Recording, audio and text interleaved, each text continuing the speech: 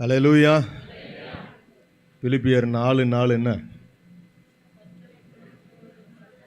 அது சந்தோஷமா சொல்லுங்க. ஹல்லேலூயா. கர்த்தருக்குள் சந்தோஷமாய் இருங்கள் என்று மறுபடியும் சொல்லுகிறேன். ஹல்லேலூயா. உலகத்துக்குள்ள சந்தோஷமா இருக்கவே முடியாது. உண்மையா இல்லையா? ஹல்லேலூயா. ஏன்னா உலகத்தோட அதிபதி யாரு? சொல்லுங்க. சத்தியத்தில் என்ன சொல்லுது? யாரு? சாத்தான். ஹல்லேலூயா. லூக்கா 4:6 வாசிச்சிங்கன்னா பிசாசு ஏசப்பா கிட்ட வந்து சொல்லும், நீ என்னை பணிந்து கொண்டால் எல்லாத்தையும் தருவேன், எல்லாருக்கும் கொடுக்கிற அதிகாரம் எனக்கு கொடுக்கப்பட்டு இருக்குன்னு சொல்ல முடியுமா? அப்போ ஆதாம் ஏவாள் செய்த பாவத்தின் நிமித்தம் இந்த பூமி சபிக்கப்பட்ட போது லீஸுக்கு அங்கே போயிடுச்சு. ஆனால் 2ஆம் ஆதாமாக இயேசு கிறிஸ்து வந்து சிலுவையில் அதை வெற்றி சிறந்தார்.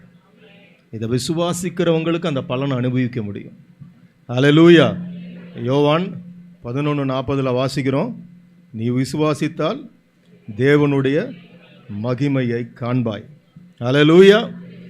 அப்போ நம்ம விசுவாசிக்கணும். முதல்ல தேவனிடத்தில் பிரியமாய் இருக்கிறவங்க அவர் உண்டு என்று விசுவாசிக்கணும். ஹல்லேலூயா. அந்த விசுவாசம் தான் நம்மளை நடத்திக்கிட்டு இருக்கு. இப்போவும் அவர் சொல்கிறப்ப ஜீசஸை பற்றி யாராவது பேசுனா அவர் சொல்கிறார் பாருங்க, ஏஞ்சி போயிடுவேன், கோவம் வரும்னு. ஏன்னா நம்ம அப்பாவை பற்றி யாராவது அப்படி பேசுனா, உலக பிரகாரமான அப்பாவை பற்றி பேசுனா எவ்வளோ கோவம் வரும். அதை தாண்டி அவர் எனக்கு. ஹல்லேலூயா. அதை தாண்டி அவர் எனக்கு. அதனால தான் இன்றைக்கி எந்த இடத்துக்கு போனாலும் நான் அவரை விட்டு கொடுக்கவே மாட்டேன். நம் மதம் பேசுவதில்லை, நம் மதத்தை சார்ந்தவர்களும் கிடையாது. என் இயேசுவானவர் ஜனங்களின் கடவுள். ஹல்லேலூயா. இந்த பிரபஞ்சத்தை படைத்தவர் அவர். ஹல்லேலூயா. எல்லா நாமங்களிலும் மேலான நாமத்தை உடையவர் அவர். அந்த வைராகியம் இருக்கும். பவுலுக்குள்ளே இருந்துச்சு பாருங்க. அவரை நான் ரொம்ப ரசிப்பேன். நான் படம் எடுத்தால் அவரை பற்றி ஒரு படம் எடுக்கணும்னு நான் ஜெபிச்சுக்கிட்டே இருக்கேன். அதாவது it must be a international project. ஏன்னா நான் பார்த்த ஒரே ஆக்ஷன் ஹீரோ பவுல் மட்டும்தான். நிச்சயமாக யாராலையும் முடியாது. அவருடைய பயணங்கள், அவருடைய கடிதங்கள் எல்லாம் வாசிக்கிறப்ப அவரை மாதிரி ஒரு ஆக்ஷன் ஹீரோ நீங்கள் பார்க்கவே முடியாது. ஏன்னா அப்படி அப்பா மேலே ஒரு லவ்வை வச்சுருந்தார். நாமளும் அப்படி தான் இருக்கணும். நாம் ஏதோ ஒரு மதத்தை சார்ந்தவர்களாக இருந்துடக்கூடாது. We must not be a religious person. இந்த உலகத்தில் இருக்கிறவங்க ஒரு மதத்துக்குள்ளே கிடக்கிறாங்க. நம்ம அப்படி கிடையாது. நம்ம உறவுன்றது அப்பா பிள்ளையான ஒரு உறவு. ஹல்லேலூயா. அந்த அந்யோன்யத்துக்குள்ளே நீங்கள் வர வர என்ஜாய் பண்ண முடியும். எப்படி ஜீவா சொன்ன மாதிரி அவர் பிரியமான பிள்ளைகளை சிட்சிப்பார். நாங்கள் உண்மையிலுமே எங்கள் 2 பேரோட சாட்சி எனக்கு எபிரேயர் 12:1 தான். எப்படி இருக்கும்? விசுவாசத்தை துவக்குகிறவரும் விசுவாசத்தை முடிக்கிறவருமாகிய இயேசுவையே நோக்கி எங்களுக்கு நியமித்திருக்கிற ஓட்டத்தை நாங்கள் ஓடி முடிக்கணும். அவ்வளோதான் இலக்கு, டார்கெட் அதுதான். அதுக்கு முன்னாடி இருக்கிற வசனம் ரொம்ப சூப்பராக இருக்கும்.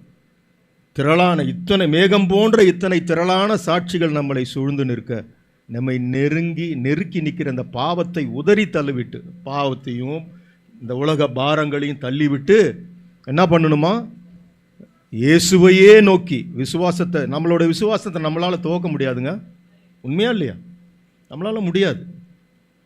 அப்படி யாரும் சொல்லவும் முடியாது. ஏன்னா கர்த்தருக்குள்ளே நாம் இருந்தால், கர்த்தர் நமக்குள்ளே இருந்தால் தான் அந்த விசுவாசம் வரும். இல்லைனா நீங்கள் ட்ரை பண்ணி தோற்று போயிட்டே இருப்பீங்க. அப்போ அப்பா கிட்ட கேட்கணும். ஏசப்பா கிட்ட ஒரு பிள்ளையாக நீங்கள் கேட்கணும், என் விசுவாசத்தை நீங்கள் இன்னைக்கு துவக்குங்க. அதே மாதிரி ராத்திரி போய் தூங்குறப்ப இந்த விசுவாசத்தை அவர் தான் முடிக்கணும். ஹல்லேலூயா. நம்மளுடைய சுயத்தில் வர்றது நம்பிக்கை, அது விசுவாசம் கிடையாது. ஆனால் ஏசப்பா கிட்ட நீங்கள் கேட்கணும், அந்த உறவு இருக்கணும். ஆண்டவா, சாமி, கடவுளேன்னு தான் உலகத்தில் இருக்கிறவங்கெல்லாம் கும்பிடுவாங்க. அப்படி தானே கும்பிடுறாங்க.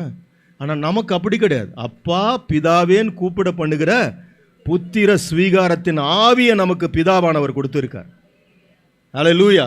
மத்தேயு 28:20 சொல்றார் பாருங்க, உலகத்தின் முடிவு பரியந்தம் நான் உங்களுடனே கூட இருப்பேன்றார். இதெல்லாம் சும்மா கிடையாது. ஒரு 2 வாரத்துக்கு முன்னாடி நான் அப்படி தான், அன்னைக்கு காலையில் எனக்கு இந்த வசனம் மத்தேயு 28:20 அதை தியானிப்பேன். அன்றைக்கி ஏர்போர்ட்டில் அப்படி தான் போய் உட்காடுறேன். ஃப்ளைட்டில் ஏறி உட்காந்துட்டேன். கொச்சின் போகணும். ஃப்ளைட்டு வந்து ரன்வேக்கு வந்துருச்சு. டேக் ஆஃப் ஆக போகுது. அடுத்த நிமிஷம் பார்த்தீங்கன்னா திடீர்னு ஏதோ ஒரு அமைதி. ஃப்ளைட்டு வந்து பேலேருந்து திருப்பியும் ரன்வேலேருந்து பேக்கு கொண்டு வராங்க. என்னடான்னா அந்த நிமிஷம் ஒரு டெக்னிக்கல் கிளிச் தெரிஞ்சிருக்கு பைலட்டுக்கு. அதனால் நாங்கள் இறக்கப்பட்டு வேறு ஒரு ஃப்ளைட்டில் அனுப்பப்பட்டோம். அன்னைக்கு என்னுடைய தியான வசனம் என்ன தெரியுமா? அப்பா கூட மத்தேயு 28:20 தான், உலகத்தின் முடிவு பரியந்தம் நான் உன்னோடு கூட இருப்பேன். ஒருவேளை அந்த ஃப்ளைட்டு டேக் ஆஃப் ஆகி அவன் கண்டுபிடிச்சிருந்தானா, அது நெக்ஸ்ட்டு, அது எப்படி வேணா ஆகலாம், போராடி இறக்கலாம். ஆனால் அப்படி ஒரு இக்கட்டில் கூட என் தேவன் என்னை விட மாட்டார். உடனே நிறுத்தி அடுத்த ஃப்ளைட்டை மாற்றி தான் நம்மளை அனுப்புகிறார். அல்லேலூயா. இப்படி ஒவ்வொரு தருணமும் நான் அவர் கூட என்ஜாய் பண்ணிக்கிட்டே இருப்பேன். நான் பலமுறை என் ஃப்ரெண்டு இப்போ போன வாரம் பேசினாப்புல, என்னடா ஈஸ்டருக்கு அவன் பையன் என் கூட வேலை செய்கிறான், அனுப்பலையாண்ணா. என்ன ஈஸ்டர் அப்படின்னா, ஏன் எனக்கு எல்லா நாளும் ஈஸ்டர்ரா, நான் என்ன பண்டிகை கிறிஸ்தவனா நான்? அதெல்லாம் முடிஞ்சு போச்சு. ஒரு கட்டம் வரைக்கும் எங்கள் வீட்டில் சீரியல் செட்லாம் தொங்குச்சு, கிறிஸ்மஸுக்கு ஈஸ்டருக்குலாம். அப்புறம் அது தானாக நம்ம ஆவியானவர் கூட பயணிக்க அப்பா பையன் உறவுக்குள்ளே போக போக ரொம்ப க்ளோஸ் ஆகிட்டோம் ஜீசஸ் கூட. ஒன்லி December 25 நினைக்கிற ஒரு குடும்பம்லாம் இருக்குது.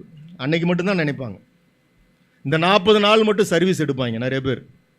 கரெக்டாக லென்ட்டு சீசன் 41வது நாள் போகக்கூடாத இடத்துக்குலாம் போய் நிற்பாங்க. நாம் அப்படி கிடையாது. குழிக்குள்ளே போகிற வரைக்கும் அந்த பரிசுத்தத்தை காத்துக்கொள்ளணும். ஹல்லேலூயா. அது ரொம்ப முக்கியம். ஏன்னா நாம் வந்த நோக்கமே நாம் கரைத்திரை அற்றவர்களாக இந்த பூமியில் வாழ தான் இயேசு வந்தார். யோவான் பார்த்தீங்கன்னா, யோவான் ஐ திங்க் ஸோ 28, யோவான் 18:36-37 வாட்சிங்கன்னா, ஜீசஸ் ஏன் இந்த பூமிக்கு வந்தார் எடுத்து பாருங்களேன். இயேசு கிறிஸ்து இந்த பூமிக்கு வந்த நோக்கம் என்ன? யோவான் 18:36-37 எடுங்க சிஸ்டர். 37. இயேசு பிரதியுத்தரமாக, ஆமென், என் ராஜ்யம் இவ்வுலகத்திற்கு உரியது அல்ல. ஆமென், ஆமென். ஒரு நிமிஷம் சிஸ்டர், இப்போ புரிஞ்சுதா? His kingdom is not of this world. அதை நம்ம புரிஞ்சுக்கணும்.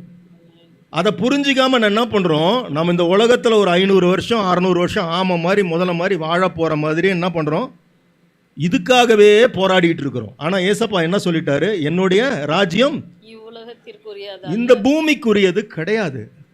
ரொம்ப ஸ்பஷ்டமாக சொல்கிறார் அந்த இடத்துல. யாருக்கிட்ட? பிளாத்துக்கிட்ட சொல்றாரு. அடுத்த வசனம், என் ராஜ்யம் இவ்வுலகத்திற்கு உரியது ஆனால் நான் யூதரிடத்தில் ஒப்பு கொடுக்கப்படாதபடிக்கு என் ஊழியக்காரர் போராடி இருப்பார்களே. ஆமென். அடுத்த வசனம், இப்படி இருக்க என் ராஜ்யம் இவ்விடத்திற்கு உரியது அல்ல என்றார். ஆமென். அப்பொழுது பிலாத்து அவரை நோக்கி, அப்படியானால் நீ ராஜாவோ என்றான். இயேசு பிரதியுத்தரமாக, நீர் சொல்லுகிறபடி நான் ராஜாதான். சத்தியத்தை குறித்து சாட்சி கொடுக்க நான் பிறந்தேன். எதுக்காக பிறந்தாரு? இப்ப எதுக்காக ஏசப்பா இந்த பூமிக்கு வந்தார்?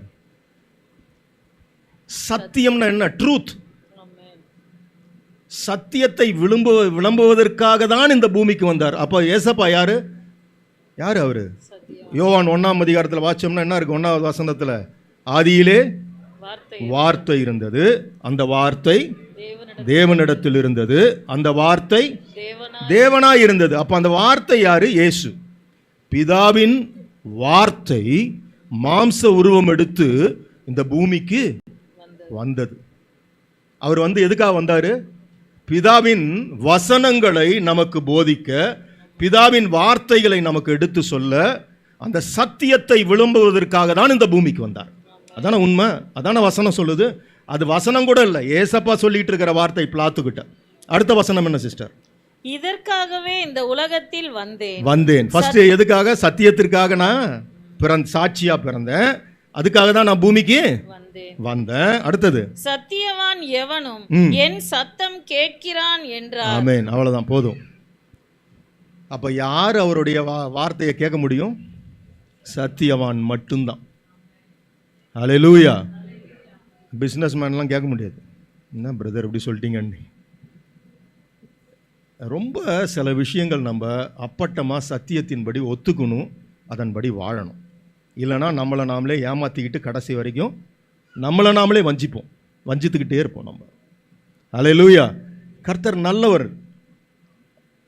உண்மையிலுமே இப்போ எங்களுடைய ஜெபம் எப்படி தெரியுமா? என் ஜெபம்லாம் மாறிடுச்சு. இந்த சினிமா உலகத்தில் எனக்கு தெரியும், ஜீவாவுக்கு தெரியும், நான் எவ்வளோ பேஷனோடு இந்த 1992 சென்னைக்கு வந்த ஆள். அவ்வளோ எனக்கு வந்து சினிமா மேலே அவ்வளோ பேஷனு. எந்த நேரமும் சினிமா கதை தான், பாட்டு தான், இப்படி தான் இருப்பேன்.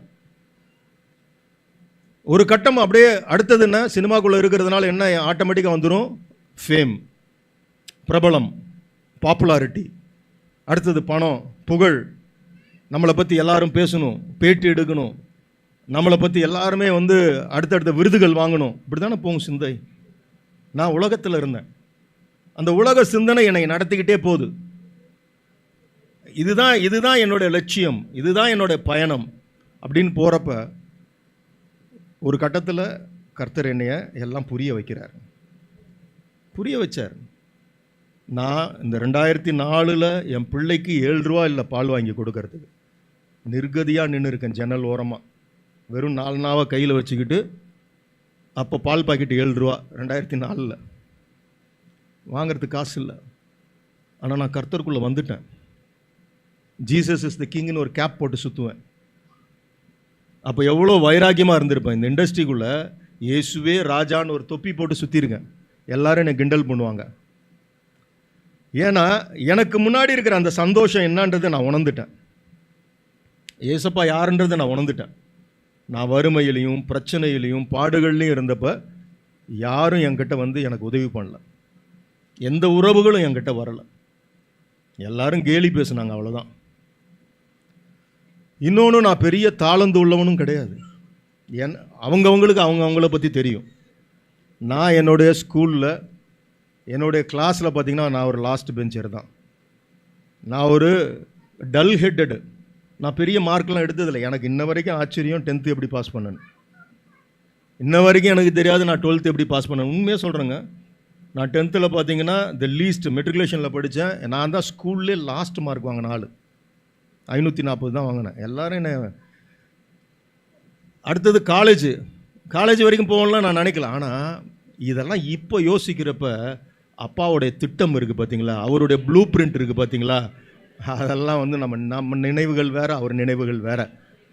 இதே சென்ட் ஜோசப் காலேஜில் என்னுடைய இன்னும் +2 சர்டிஃபிகேட் அங்கே தான் கிடக்குது. கிட்டத்தட்ட நான் முடிக்கிறப்ப 23 பேப்பர் அரியர்ஸு. என் லட்சணம் பாருங்கள். இவ்வளோ தான் என் நிலமை. என்ன தெரியுமா நடந்துச்சு? நான் கர்த்தருக்குள்ளே நெருங்க அப்பாவை பற்றி அறிந்து கொள்ள, எனக்கும் அவருக்கும் இருக்கிற உறவு, ஒரு நாளைக்கு எத்தனை முறை நான் ஐ லவ் யூ ஜீசஸ்ன்னு சொல்லுவேன்னு எனக்கே தெரியாது. அவ்வளவு அவர் மேலே எனக்கு, அதாவது என்னை ஆசீர்வதித்தார் உயர்த்தார்ன்றதுக்காகலாம் கிடையாது. என்னை டைரக்டர் ஆக்கி அழகு பார்க்குறது அவர் வேலை கிடையாது.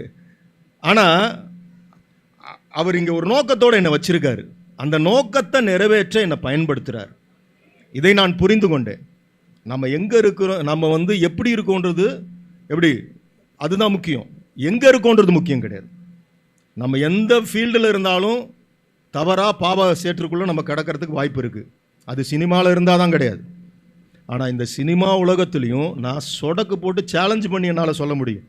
நான் எத்தனையோ பேரை நான் அறிமுகப்படுத்தியிருக்கேன், எத்தனையோ நடிகைகளை அறிமுகப்படுத்தியிருக்கிறேன். தவறாக ஒரு பார்வை கூட பார்த்தது கிடையாது. இந்த இடத்துல இருந்து அதை பேச முடியாது. அவங்கள கேட்டால் சாட்சியாக சொல்லுவாங்க. என்கிட்ட எல்லாருமே இன்னைக்கு வரைக்கும் அந்த சாரன்ற மரியாதை ஏன் தெரியுமா கொடுக்குறாங்க? நான் நடந்துக்கிட்ட விதம். எல்லாவற்றை விட இந்த பரிசுத்தத்தை கொடுத்த என் இயேசு.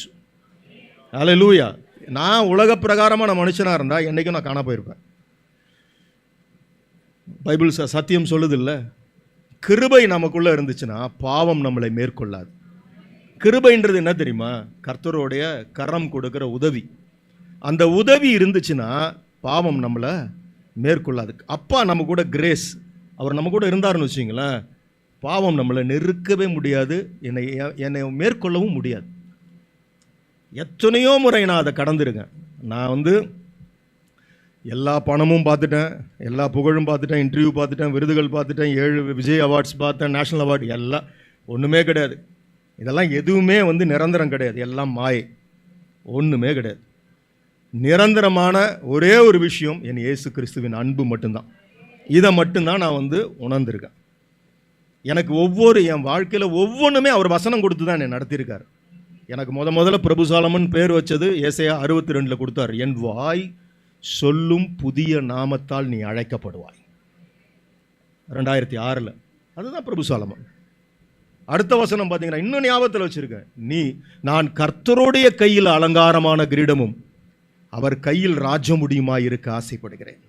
இந்த உலகத்தோட கிரீடத்தை நான் வைக்கணும்னு ஆசைப்படுறதே கிடையாது. ஆரம்பத்தில் இருந்துச்சு. ஆனால் அவருக்குள்ள நெருங்க நெருங்க நெருங்க இதெல்லாம் என்னை விட்டு விலகி போகுது. இதெல்லாம் மாயை, இதெல்லாம் நிரந்தரமே கிடையாது. சங்கீதம் 73:25 எனக்கு ரொம்ப பிடிக்கும். பரலோகத்தில் உம்மை அல்லாமல் எனக்கு யார் உண்டு, இந்த பூலோகத்தில் உம்மை தவிர எனக்கு வேறு ஒரு ஆசையும் இல்லை. என்னோட ஜெபம் காலையில் இப்படி தான் இப்போ மாறிடுச்சு. முழங்கால் போட்டேன்னா என் ஜெபம் இப்படி தான் மாறிடுச்சு. அப்பா, இந்த உலகம் கொடுக்கிற பேரோ புகழோ ஆஸ்திகளோ அந்தஸ்துகளோ பெருமையோ ஹானரோ எதுவும் எனக்கு வேண்டாம். எனக்கு நீங்கள் மட்டும் போதும், உங்கள் கிருபை மட்டும் எனக்கு போதும். இப்படி சொல்லி பாருங்கள், கர்த்தருக்குள் நீங்கள் எப்போதும் சந்தோஷமாக இருப்பீங்க. ஏன்னா பிசாசு இதை வச்சு தாங்க லாக் பண்ணுவான். யோசிச்சு பாருங்கள், இந்த உலகத்தில் நம்ம உறவுகளை ஜெயிச்சிருக்கலாம், நண்பர்களை ஜெயிக்கலாம், வியாபாரத்தில் ஜெயிக்கலாம், எல்லாத்துலேயுமே ஜெயிக்கலாம், ஸ்போர்ட்ஸில் ஜெயிக்கலாம், அதற்கான முயற்சிகள் எடுக்கலாம். அம்பானியை ஜெயிக்கலாம், அதானியை ஜெயிக்கலாம், எலன் மாஸ்கை ஜெயிக்கலாம், பெரிய செல்வந்தனா பில்கேட்ஸை ஜெயிக்கலாம். நீங்கள் எல்லாத்தையும் ஜெயிக்கலாம், உங்கள் மரணத்தை ஜெயிக்க முடியுமா? ஆனால் என் இயேசு ஜெயித்தார். ஏன் தெரியுமா? நீங்கள் அவரோட கூட எழுந்தீங்கன்னா தான் அந்த நித்திய ஜீவனுக்குள்ளே போக முடியும். உங்களுடைய பணம் காசு பேர் புகழ் இதெல்லாம் நியாய தீர்ப்பு நாளில் ஒர்க் அவுட்டே ஆகாது. அங்கே போய் சொல்ல முடியுமா? க்யூவில் நின்றுக்கிட்டு, அப்பா என்கிட்ட 3 ரோல்ஸ் ராய்ஸ் இருக்குது, 6 வீடு வச்சுருக்கேன், இதெல்லாம் சொல்ல முடியுமா? என்கிட்ட இல்லாத லாயர்ஸ் கிடையாது. என்னது அதுக்கு? இப்போ ஜீவனோடு நம்ம இருக்கிறப்ப அவர் அன்புள்ள தகப்பனாக இருக்கிறார். ஆனால் அவர் நியாயாதிபதியாக வர்றப்ப he will be a perfect judge. அங்கே போய் இந்த ஜாப்லாம் ஒர்க் அவுட்டே ஆகாது. அப்பாலே போன்றுவார். உங்களை நோக்கி நான் ஆண்டவரே கர்த்தாவே கர்த்தாவே, உங்கள் நாமத்தில் நான் வந்து பிசாசை ஓட்டியிருக்கேன், உங்கள் நாமத்தில் நான் அதை பண்ணியிருக்கேன் இதை பண்ணியிருக்கேன், அப்பாலே போ அக்கிரம செய்கைக்காரனேன்றுவார். அவருடைய நாமத்துக்கு அங்கே ஒர்க் அவுட் ஆகிருக்குது. அதனால் நிறைய இடத்துல நடக்கல அற்புதங்களை பார்த்துட்டு நீங்கள் அங்கே தவறாக போயிடாதீங்க. கர்த்தருடைய நாமத்தில் அது நடக்கும். ஜீசஸ்ன்னு சொன்னால் அங்கே ஆடும் எல்லாம். அதனால் அவருக்கு அந்த பெருமையை கொடுத்துடாதீங்க. யார்? அந்த போதகருக்கு. அதெல்லாம் கிடையாது. அவர் விரும்புறது இந்த பரிசுத்தம். இன்னைக்கு இந்த உயிர்த்தெழுந்த நாளில் ஆண்டவர் நம்ம கூட பேசிகிட்டு இருக்கிறது தான். 2 வசனம் சொல்லி முடிக்கிறேன் நான். ஹல்லேலூயா. லூக்கா 13 எடுங்கண்ணா.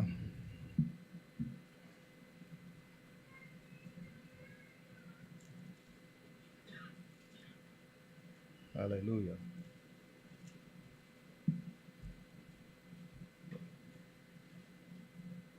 சிஸ்டர் லூக்கா 13:1 அப்படியே வாசிங்களா?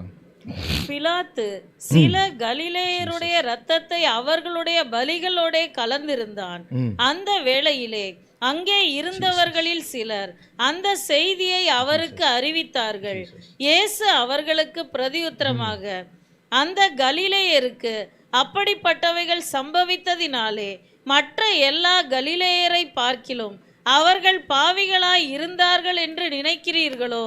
அப்படி அல்லவென்று உங்களுக்கு சொல்லுகிறேன். நீங்கள் மனம் திரும்பாமற் போனால் எல்லாரும் அப்படியே கெட்டு போவீர்கள். சீலோவாமிலே கோபுரம் விழுந்து 18 பேரை கொன்றதே, எருசலேமில் குடியிருக்கிற மனுஷர் எல்லாரிலும் அவர்கள் குற்றவாளிகளாய் இருந்தார்கள் என்று நினைக்கிறீர்களோ? அப்படி அல்லவென்று உங்களுக்கு சொல்லுகிறேன். நீங்கள் மனம் திரும்பாமற் போனால் எல்லாரும் அப்படியே கெட்டு போவீர்கள் என்றார். போதும் சிஸ்டர், இது நம்ம லைஃப்ல நம்ம பார்த்துட்டு தான் இருக்கோம். எங்கேயாவது ஒரு பிரச்சனை. இப்போ கொரோனா காலங்களில் எத்தனை பேர் செத்து போனாங்களா இல்லையா?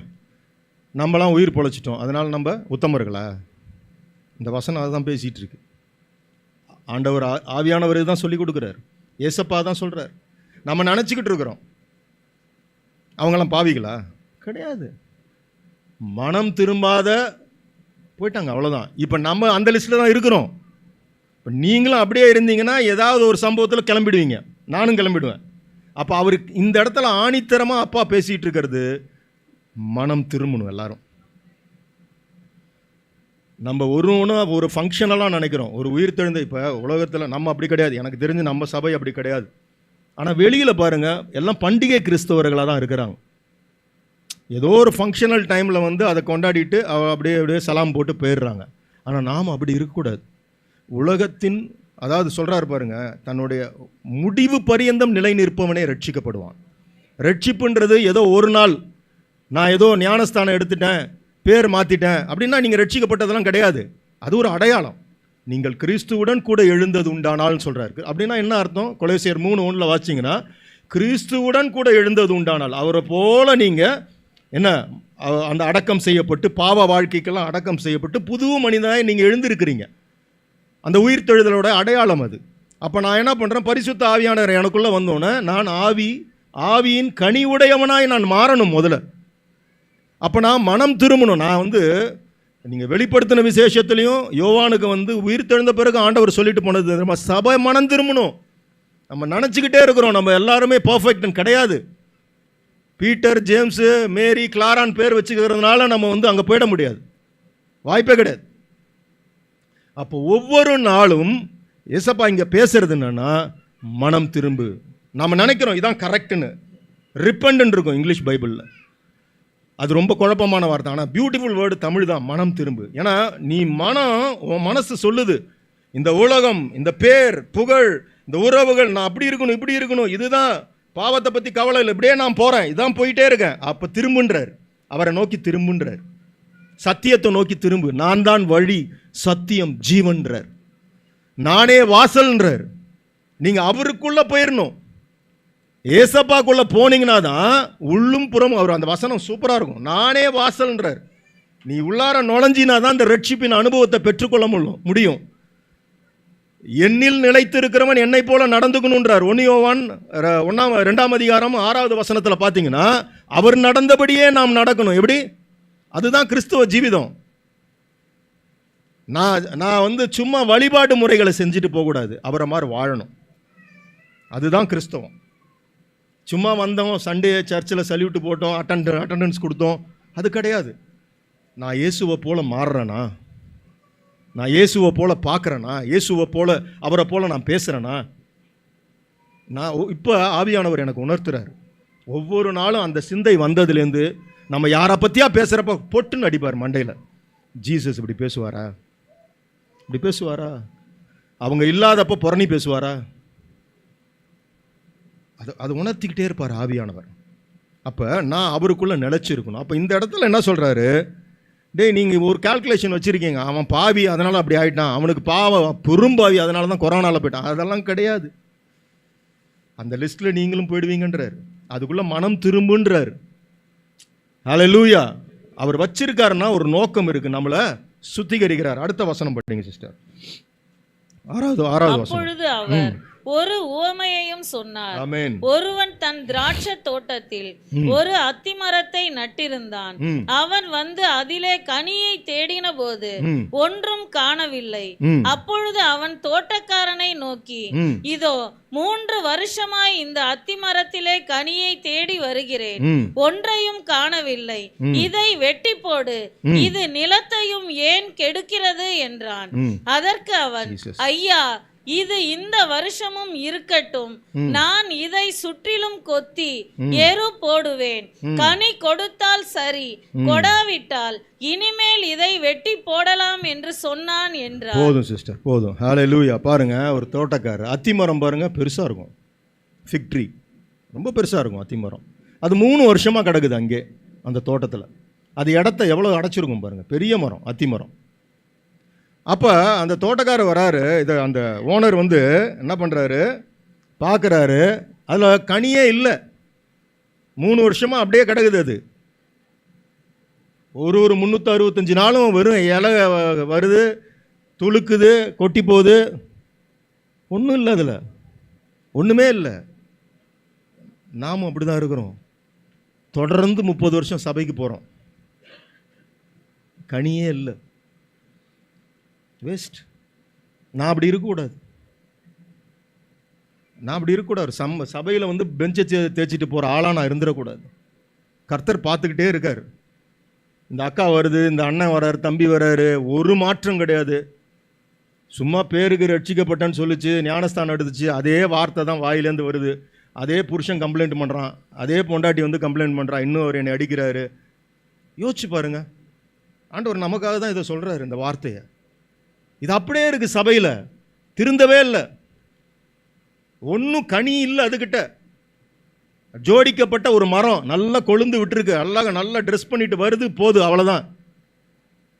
இங்கேருந்து படி இறங்குறப்ப ஆட்டோக்காரங்கிட்ட சண்டை, என்ன யூஸ் அதில்? அப்போ ஆண்டவர் கவனிக்கிறார் அதை. ஆனால் நான் எப்படி பார்க்குறேன்னா, அந்த தோட்டக்காரன் சொல்கிறான் பாருங்க, இன்னும் 1 வருஷம் டைம் கொடுங்களேன், இதை நான் சுற்றி என்ன பண்ணுறேன், கொத்தி கொஞ்சம் வசனம்லாம் கொடுத்து இன்னும் இதை நான் தேத்துறேன், இந்த விசுவாசி எப்படியா தேரும்னு நான் பார்க்குறேன், ப்ளீஸ் டைம் கொடுங்க. இப்படி தான் ஒரு சபையிலும் போயிட்டுருக்குது. இப்படி தான் எனக்காக இயேசுவானவர் பிதாவின் இடத்தில் பரிந்து மண்டாடி ஜெபிச்சுக்கிட்டு இருக்கார். இங்கே நின்று பேசுகிறதுனால நான் யோக்கியம் கிடையாது. சரீர பிரகாரமாக நான் வந்து ரொம்ப ஸ்ட்ராங்காக இருக்கேன், தண்ணி அடிக்கிறதுல போகிறதுல அதெல்லாம் இல்லை. ஆனால் இன்னும் என் சிந்தையில், என் பார்வையில், என் வார்த்தையில், என் நடத்தையில், என் கோவத்தில், என் எரிச்சலில், நான் பொய் சொல்கிறேன், எல்லாம் இருக்குது, அங்கங்கே இருக்குது, பிசுறு இருக்குது. இதையெல்லாம் கழிக்கணும். இந்த ப்ராசஸுக்காக தான் நம்ம சபைக்கு வரோம். நல்லா புரிஞ்சுங்க, இதுக்காக தான் நம்ம கர்த்தருக்குள்ளே இருக்கிறோம். நம்ம தேவன் இப்போ எப்படி ரோமர் 8:6 பார்த்தீங்கன்னா, மாம்ச சிந்தை மரணம், ஆவியின் சிந்தையோ ஜீவனும் சமாதானமுமாம். அப்போ நான் மாம்ச சிந்தையில் இருக்கக்கூடாது, ஆவியின் சிந்தைக்குள்ளே நான் வரணும்னா அந்த கனிகளை பெற்றவனாய் நான் மாறணும். அப்போ இந்த இடத்துல நமக்காக ஒருத்தர் பரிந்து பன்றாடி ஜெபிக்கிறார். தினமும் சபையில், குடும்பத்தில் அப்பா கிட்ட கேட்டுக்கிட்டே இருக்கார், இன்னும் 1 வருஷம் டைம் கொடுங்க, இவன் திருந்திடுவான், இவன் கோபப்பட மாட்டான், இவன் எரிச்சல் அடைய மாட்டான், இவன் பொறாமப்பட மாட்டான், இவன் மாற்றிப்பான் தன்னை, என் வசனம் இன்னும் அவனை புடமிடும். நான் கொடுக்குறேன் அந்த வசனத்தை, இதை கொத்தி நான் உரம் போடுறேன், ப்ளீஸ் டைம் கொடுங்க, டைம் கொடுங்கன்றார். அப்போ நாம் இன்னைக்கு இந்த உயிர்த்தெழுதல் நாளில் நம்ம முடிவெடுக்க வேண்டியது, நான் கனி கொடுக்கிற ஒரு விசுவாசியாய் மாறணும். ஹல்லேலூயா. கனின்றீங்களே, கனியோட அந்த அதை கனினா குட் கேரக்டர்ஸ். கலாத்தியர் 5:22 எடுங்களேன்.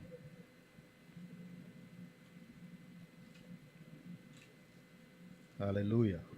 ஆவியின் கனியோ அன்பு, சந்தோஷம், சமாதானம், நீடிய பொறுமை, தயவு, நற்குணம், விசுவாசம், சாந்தம், இச்சையடக்கம். ஹல்லேலூயா. இப்படிப்பட்டவைகளுக்கு விரோதமான பிரமாணம் ஒன்றும் இல்லை. ஹல்லேலூயா. எடுத்து இதை குறித்து வச்சுக்கோங்க. ஆண்டவர் நம்ம கூட என்ன இதுக்கு முன்னாடி ஓமையா பார்த்தோம், ஒரு அத்திமரம் கிடக்குது, 3 வருஷமா சும்மா கிடக்குது, அது கனியே கொடுக்க மாட்டேங்குது, அதை வெட்டி போடுன்றான்.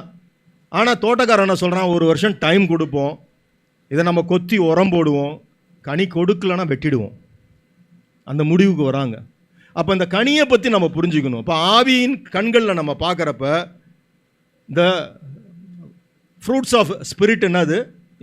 அன்பு, சந்தோஷம், சமாதானம், நீடிய பொறுமை, தயவு, இதெல்லாம் நமக்குள்ளே இருக்கா? இந்த 9 கனியும் இருக்கா நமக்குள்ளே? ஒன்று ஒரு ஃப்ரூட், ஒரு ஃப்ரூட்.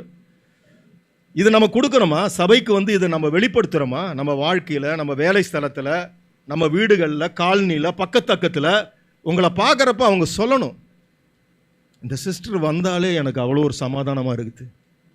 அவங்க கூப்பிடணும் உங்களை, பிரதர் வந்துட்டு போங்க பிரதர், ஒரு 10 நிமிஷம் ஒரு ஜெபம் பண்ணிட்டு போங்களே. நான் ரொம்ப சிம்பிளாக சொல்கிறேன், காசு பணம் கொடுக்கறது உதவி கிடையாதுங்க, அதையெல்லாம் விட விலையேற பெற்றது ஜெபம். நீங்கள் நினைக்கிறீங்க ஏதாவது இருந்தால் தானே நான் வந்து அவங்கக்கிட்ட ஏதாவது ஹெல்ப் பண்ண, அது கிடையவே கிடையாது. அது ஜுஜிபி, அது காணா போயிடும். நீங்கள் கொடுத்த 10 நிமிஷத்தில் செலவாயிடும். ஆனால் தேவனுடைய ஜீவனுள்ள வார்த்தை அங்கே விதைச்சு பாருங்க, அதுதான் ஜீவா. என் லைஃப்பில் உண்மையிலுமே சொல்கிறேன், நான் அன்னைக்கு யோகியம் கிடையாது, ஆனால் எங்கேயோ ஒரு மூலையில் கர்த்தர் பக்தி உள்ளவனை தான் தெரிந்தெடுப்பார்ன்ற மாதிரி நான் குடித்து கொண்டு இருந்த காலத்துலேயும் நான் என்ன பண்ணுறேன், நானும் மெழுகுவத்தி கொளுத்துவேன். நான் ஆர்சியில் இருந்தேன். எனக்கு தெரிஞ்ச ஒரு ஜபத்தை பண்ணுவேன். பைபிள்லாம் படிக்க மாட்டேன், ஆனால் எனக்கு தெரிஞ்சது ஜீசஸ். 7-8 வயசில் எனக்கு இன்னும் ஞாபகம் இருக்குது. கிரையான்ஸ் பென்சில் இருக்குல்ல, அதை எடுத்து, எங்கள் வீட்டில் வசனமெல்லாம் கிடையாது, எங்கள் வீட்டு பைபிளில் ரேஷன் கார்டும் சீப்பும் தான் இருந்திருக்கு. எனக்கு இன்னும் ஞாபகம் இருக்குது. அந்த கிரையான்ஸ் பென்சிலை எடுத்து என் செவுத்தில் நான் எழுதியிருக்கேன், இயேசு ஜீவிக்கிறார்னு எழுதியிருக்கேன். அதை எழுத வச்சது யார்? அவர் முன்குறித்து இருக்கார். எங்கள் வீட்டில் 4 பேர், என்னை தெரிந்தெடுக்கிறார். எனக்கு எதுவுமே தெரியாது. என் மாமாலாம் என்னை கிண்டல் பண்ணுவார், என்னது இயேசு டிவிக்கிறார் அப்படின்னு இப்படிலாம். ஆனால் இன்னைக்கு யோசிச்சு பார்க்குறேன், அவர் முன்குறித்து இருக்கிறார். அப்போ அவருடைய பிள்ளையா நான் இருந்து ஒவ்வொரு நாளும் என்னை ஒன்றுனா இன்னைக்கு வரைக்கும் அவர் என்னை சிச்சித்து என்னை வளர்த்துக்கிட்டே இருக்கார். இன்னும் நிறைவு அடையலை. இன்னும் எனக்குள்ள நிறைய குற்றம் குறைகள் இருக்குது, அதெல்லாம் சுட்டி காட்டிக்கிட்டே இருக்கு. ஆனால் முன்னாடி இருந்த கோபம் போயிடுச்சு. என் ஒய்ஃப் இருக்காங்க, அவங்களுக்கு தெரியும். முன்னாடி இருந்ததெல்லாம் போயிடுச்சு. முன்னாடி நான் ஃபஸ்ட்டு படம் பண்ணுறப்பெல்லாம் மைக்கெலாம் தூக்கி அடிப்பேன், அதெல்லாம் இப்போ கிடையாது. இப்போ நான் திட்டுறதா இருந்தால் கூட எப்படி திட்டுறேன், முந்தி வேறு மாதிரி திட்டுவேன். ஏன்னா சத்தியம் சொல்லுது, ஒருத்தனை முட்டாள்னு சொல்லக்கூடாது. சொன்னால் எரி நரகத்துக்கு நீ தயாராகிடுன்றார். மத்தேயு 5:21-22 வாசிச்சிங்கன்னா சொல்லுவார், கோபம் பாவம்ன்றார். எத்தனை பேர் அதை உணர்றோம்? கோபம் ஒரு பாவம். அதுக்கு மட்டும்தான் அப்பா கோட் பண்ணியிருக்காரு, நரகத்துக்கு தள்ளுற அளவுக்கு அந்த பாவம்ன்றார். அப்போ நாம் எவ்வளோ நம்மளை மாற்றிக்கணும். அப்போ அதை என்னை விட்டு ஆண்டவர் எடுத்து போடுறார். இது எப்போ நடக்குது? நான் அவர்கிட்ட கேட்குறப்ப, அப்பா எனக்குள்ளே இன்னும் அந்த கோபம் இருக்குதுப்பா, எடுத்து போடுங்கப்பா. அதை ஒவ்வொரு நாளும் என்னை கிளை நறுக்கிறாரு, களை எடுக்கிறாரு, சுத்தப்படுத்துகிறாரு. இந்த ப்ராசஸ் தான் இந்த லைஃப். ஹல்லேலூயா. அடுத்த வசனம் படிங்க. கிறிஸ்துவின் உடையவர்கள் தங்கள் மாம்சத்தையும் அதின் ஆசை இச்சைகளையும் சிலுவையில் அறைந்திருக்கிறார்கள். நாம் ஆவியினாலே பிழைத்திருந்தால் ஆவிக்கேற்றபடி நடக்கவும் கடவும், வீண் புகழ்ச்சியை விரும்பாமலும், ஒருவரை ஒருவர் கோபம் மூட்டாமலும், ஒருவர் மேல் ஒருவர் பொறாமை கொள்ளாமலும் இருக்க கடவோம். ஆமென், ஆமென். இது வாசிக்கிறப்ப உங்களுக்கு புரியுதா இல்லையா? ஹல்லேலூயா. அப்போ இன்னும் புரிகிற மாதிரினா, நான் கிறிஸ்துவனுடையவர்கள்னா யார்? அவரோட சிலுவையில் அறைந்திருக்கோம். கலாத்தியர் 2:20 எடுங்களேன். அதை இன்னும் ஆழமாக பவுல் அழகாக சொல்கிறாரு பாருங்க. கிறிஸ்துவுடனே கூட சிலுவையில் அறையப்பட்டேன், ஆயினும் பிழைத்திருக்கிறேன். இனி நான் அல்ல, கிறிஸ்துவே எனக்குள் பிழைத்திருக்கிறார். ஆமென். இப்போ யோசிச்சு பாருங்க, அந்த விஷுவல் பண்ணி பாருங்களேன். ஒரு டைரக்டராக நான் சொல்கிறேன், கிறிஸ்துவுடன் கூட சிலுவையில் அறையப்பட்ட அந்த சிலுவை மரம், அவர் அறையப்பட்டிருக்காரு. இப்போ அவரோட என்னோட கிறிஸ்துவ ஜீவிதம்ன்றது என்னது? நானும் கிராஃபிக்ஸில் அப்படியே அவர் கூட சேர்ந்து அறையப்பட்டிருக்கேன். அப்போ அவரோட இந்த கைகள் ஆணி போயிடுச்சு, கால்கள் ஆணி போயிடுச்சுன்னா எனக்கும் இந்த உலகத்துக்கும் நான் டிட்டாச் ஆகிட்டேன். என் முன்னாடி யார் என்ன பண்ணாலும் இந்த கை அவங்கள அடிக்காது, அவங்கள எதுவும் பேசாது. நீங்கள் யோசிச்சு பாருங்கள், ஒருத்தன் அழுக்கு எடுத்து பக்கெட்டு பூரா என் மேலே ஊற்றுனா கூட என்னால் ஒன்றும் செய்ய முடியாது. ஏன்னா நான் யார் கூட இருக்கேன்? கிறிஸ்துவோட நான் என்ன பண்ணிட்டேன்? அறையப்பட்டு மெர்ஜாயிட்டேன் நான். அப்போ எனக்குள்ள ஜீவிக்கிறது யாரு? இயேசு. அப்போ இயேசு எனக்குள்ள ஜீவித்தாருன்னா அவர் மாதிரி நான் அந்த பொறுமை இருக்கும், சாந்தம் இருக்கும், எனக்குள்ள அந்த அன்பு இருக்கும், எனக்குள்ள அந்த எல்லாமே அவரோட கேரக்டர் எனக்குள்ள வந்துடும். இதுதான் முக்கியம். ஹல்லேலூயா. இன்னைக்கு ஆண்டவர் நம்ம கூட பேசிக்கிட்டு இருக்கிறது அதுதான். கனி கொடுக்கிற மரமாய் நான் மாறணும். இந்த சமூகத்தில் அவருடைய கனிகள் என்னென்ன? என்கிட்ட எப்பொழுதும் அந்த அன்பு இருக்கணும், அந்த சந்தோஷம் இருக்கணும், எந்த சூழ்நிலையிலையும் சமாதானம் இருக்கணும், எல்லா விஷயத்திலையும் நீடிய பொறுமை இருக்கணும், எனக்குள்ள தயவு இருக்கணும், எனக்குள்ள இச்சையாட்டம் இருக்கணும், செல்ஃப் கண்ட்ரோல் இருக்கணும். இதுதாங்க முக்கியம். இதுதான் திரும்பி திரும்பி ஆண்டவர் நமக்கு கற்றுக் கொடுக்குறார். ஹல்லேலூயா. நம்ம ஏதோ பண்டிகை கொண்டாடிட்டு போகிறதுக்கு ஒரு இடத்துக்கு வரக்கூடாது. நாம் ஒரு இடத்துல கனி கொடுக்காத ஒரு அத்திமரம் மாதிரி இருந்துட்டு போயிடக்கூடாது. அதில் ஒரு சேஞ்ச் இருக்கணும் நமக்குள்ள. ஃபேமிலியில் இருக்கணும், ஃப்ரெண்ட்ஸுக்கிட்ட இருக்கணும், வேலை செய்கிற இடத்துல. இதை நாம் தியானிக்கணும். ஹல்லேலூயா. அடுத்தது பாருங்க. அதே போல் யோவான் 15 எடுங்களேன்.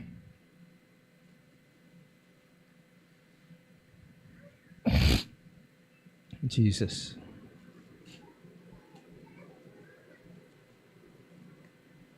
இயேசுவே.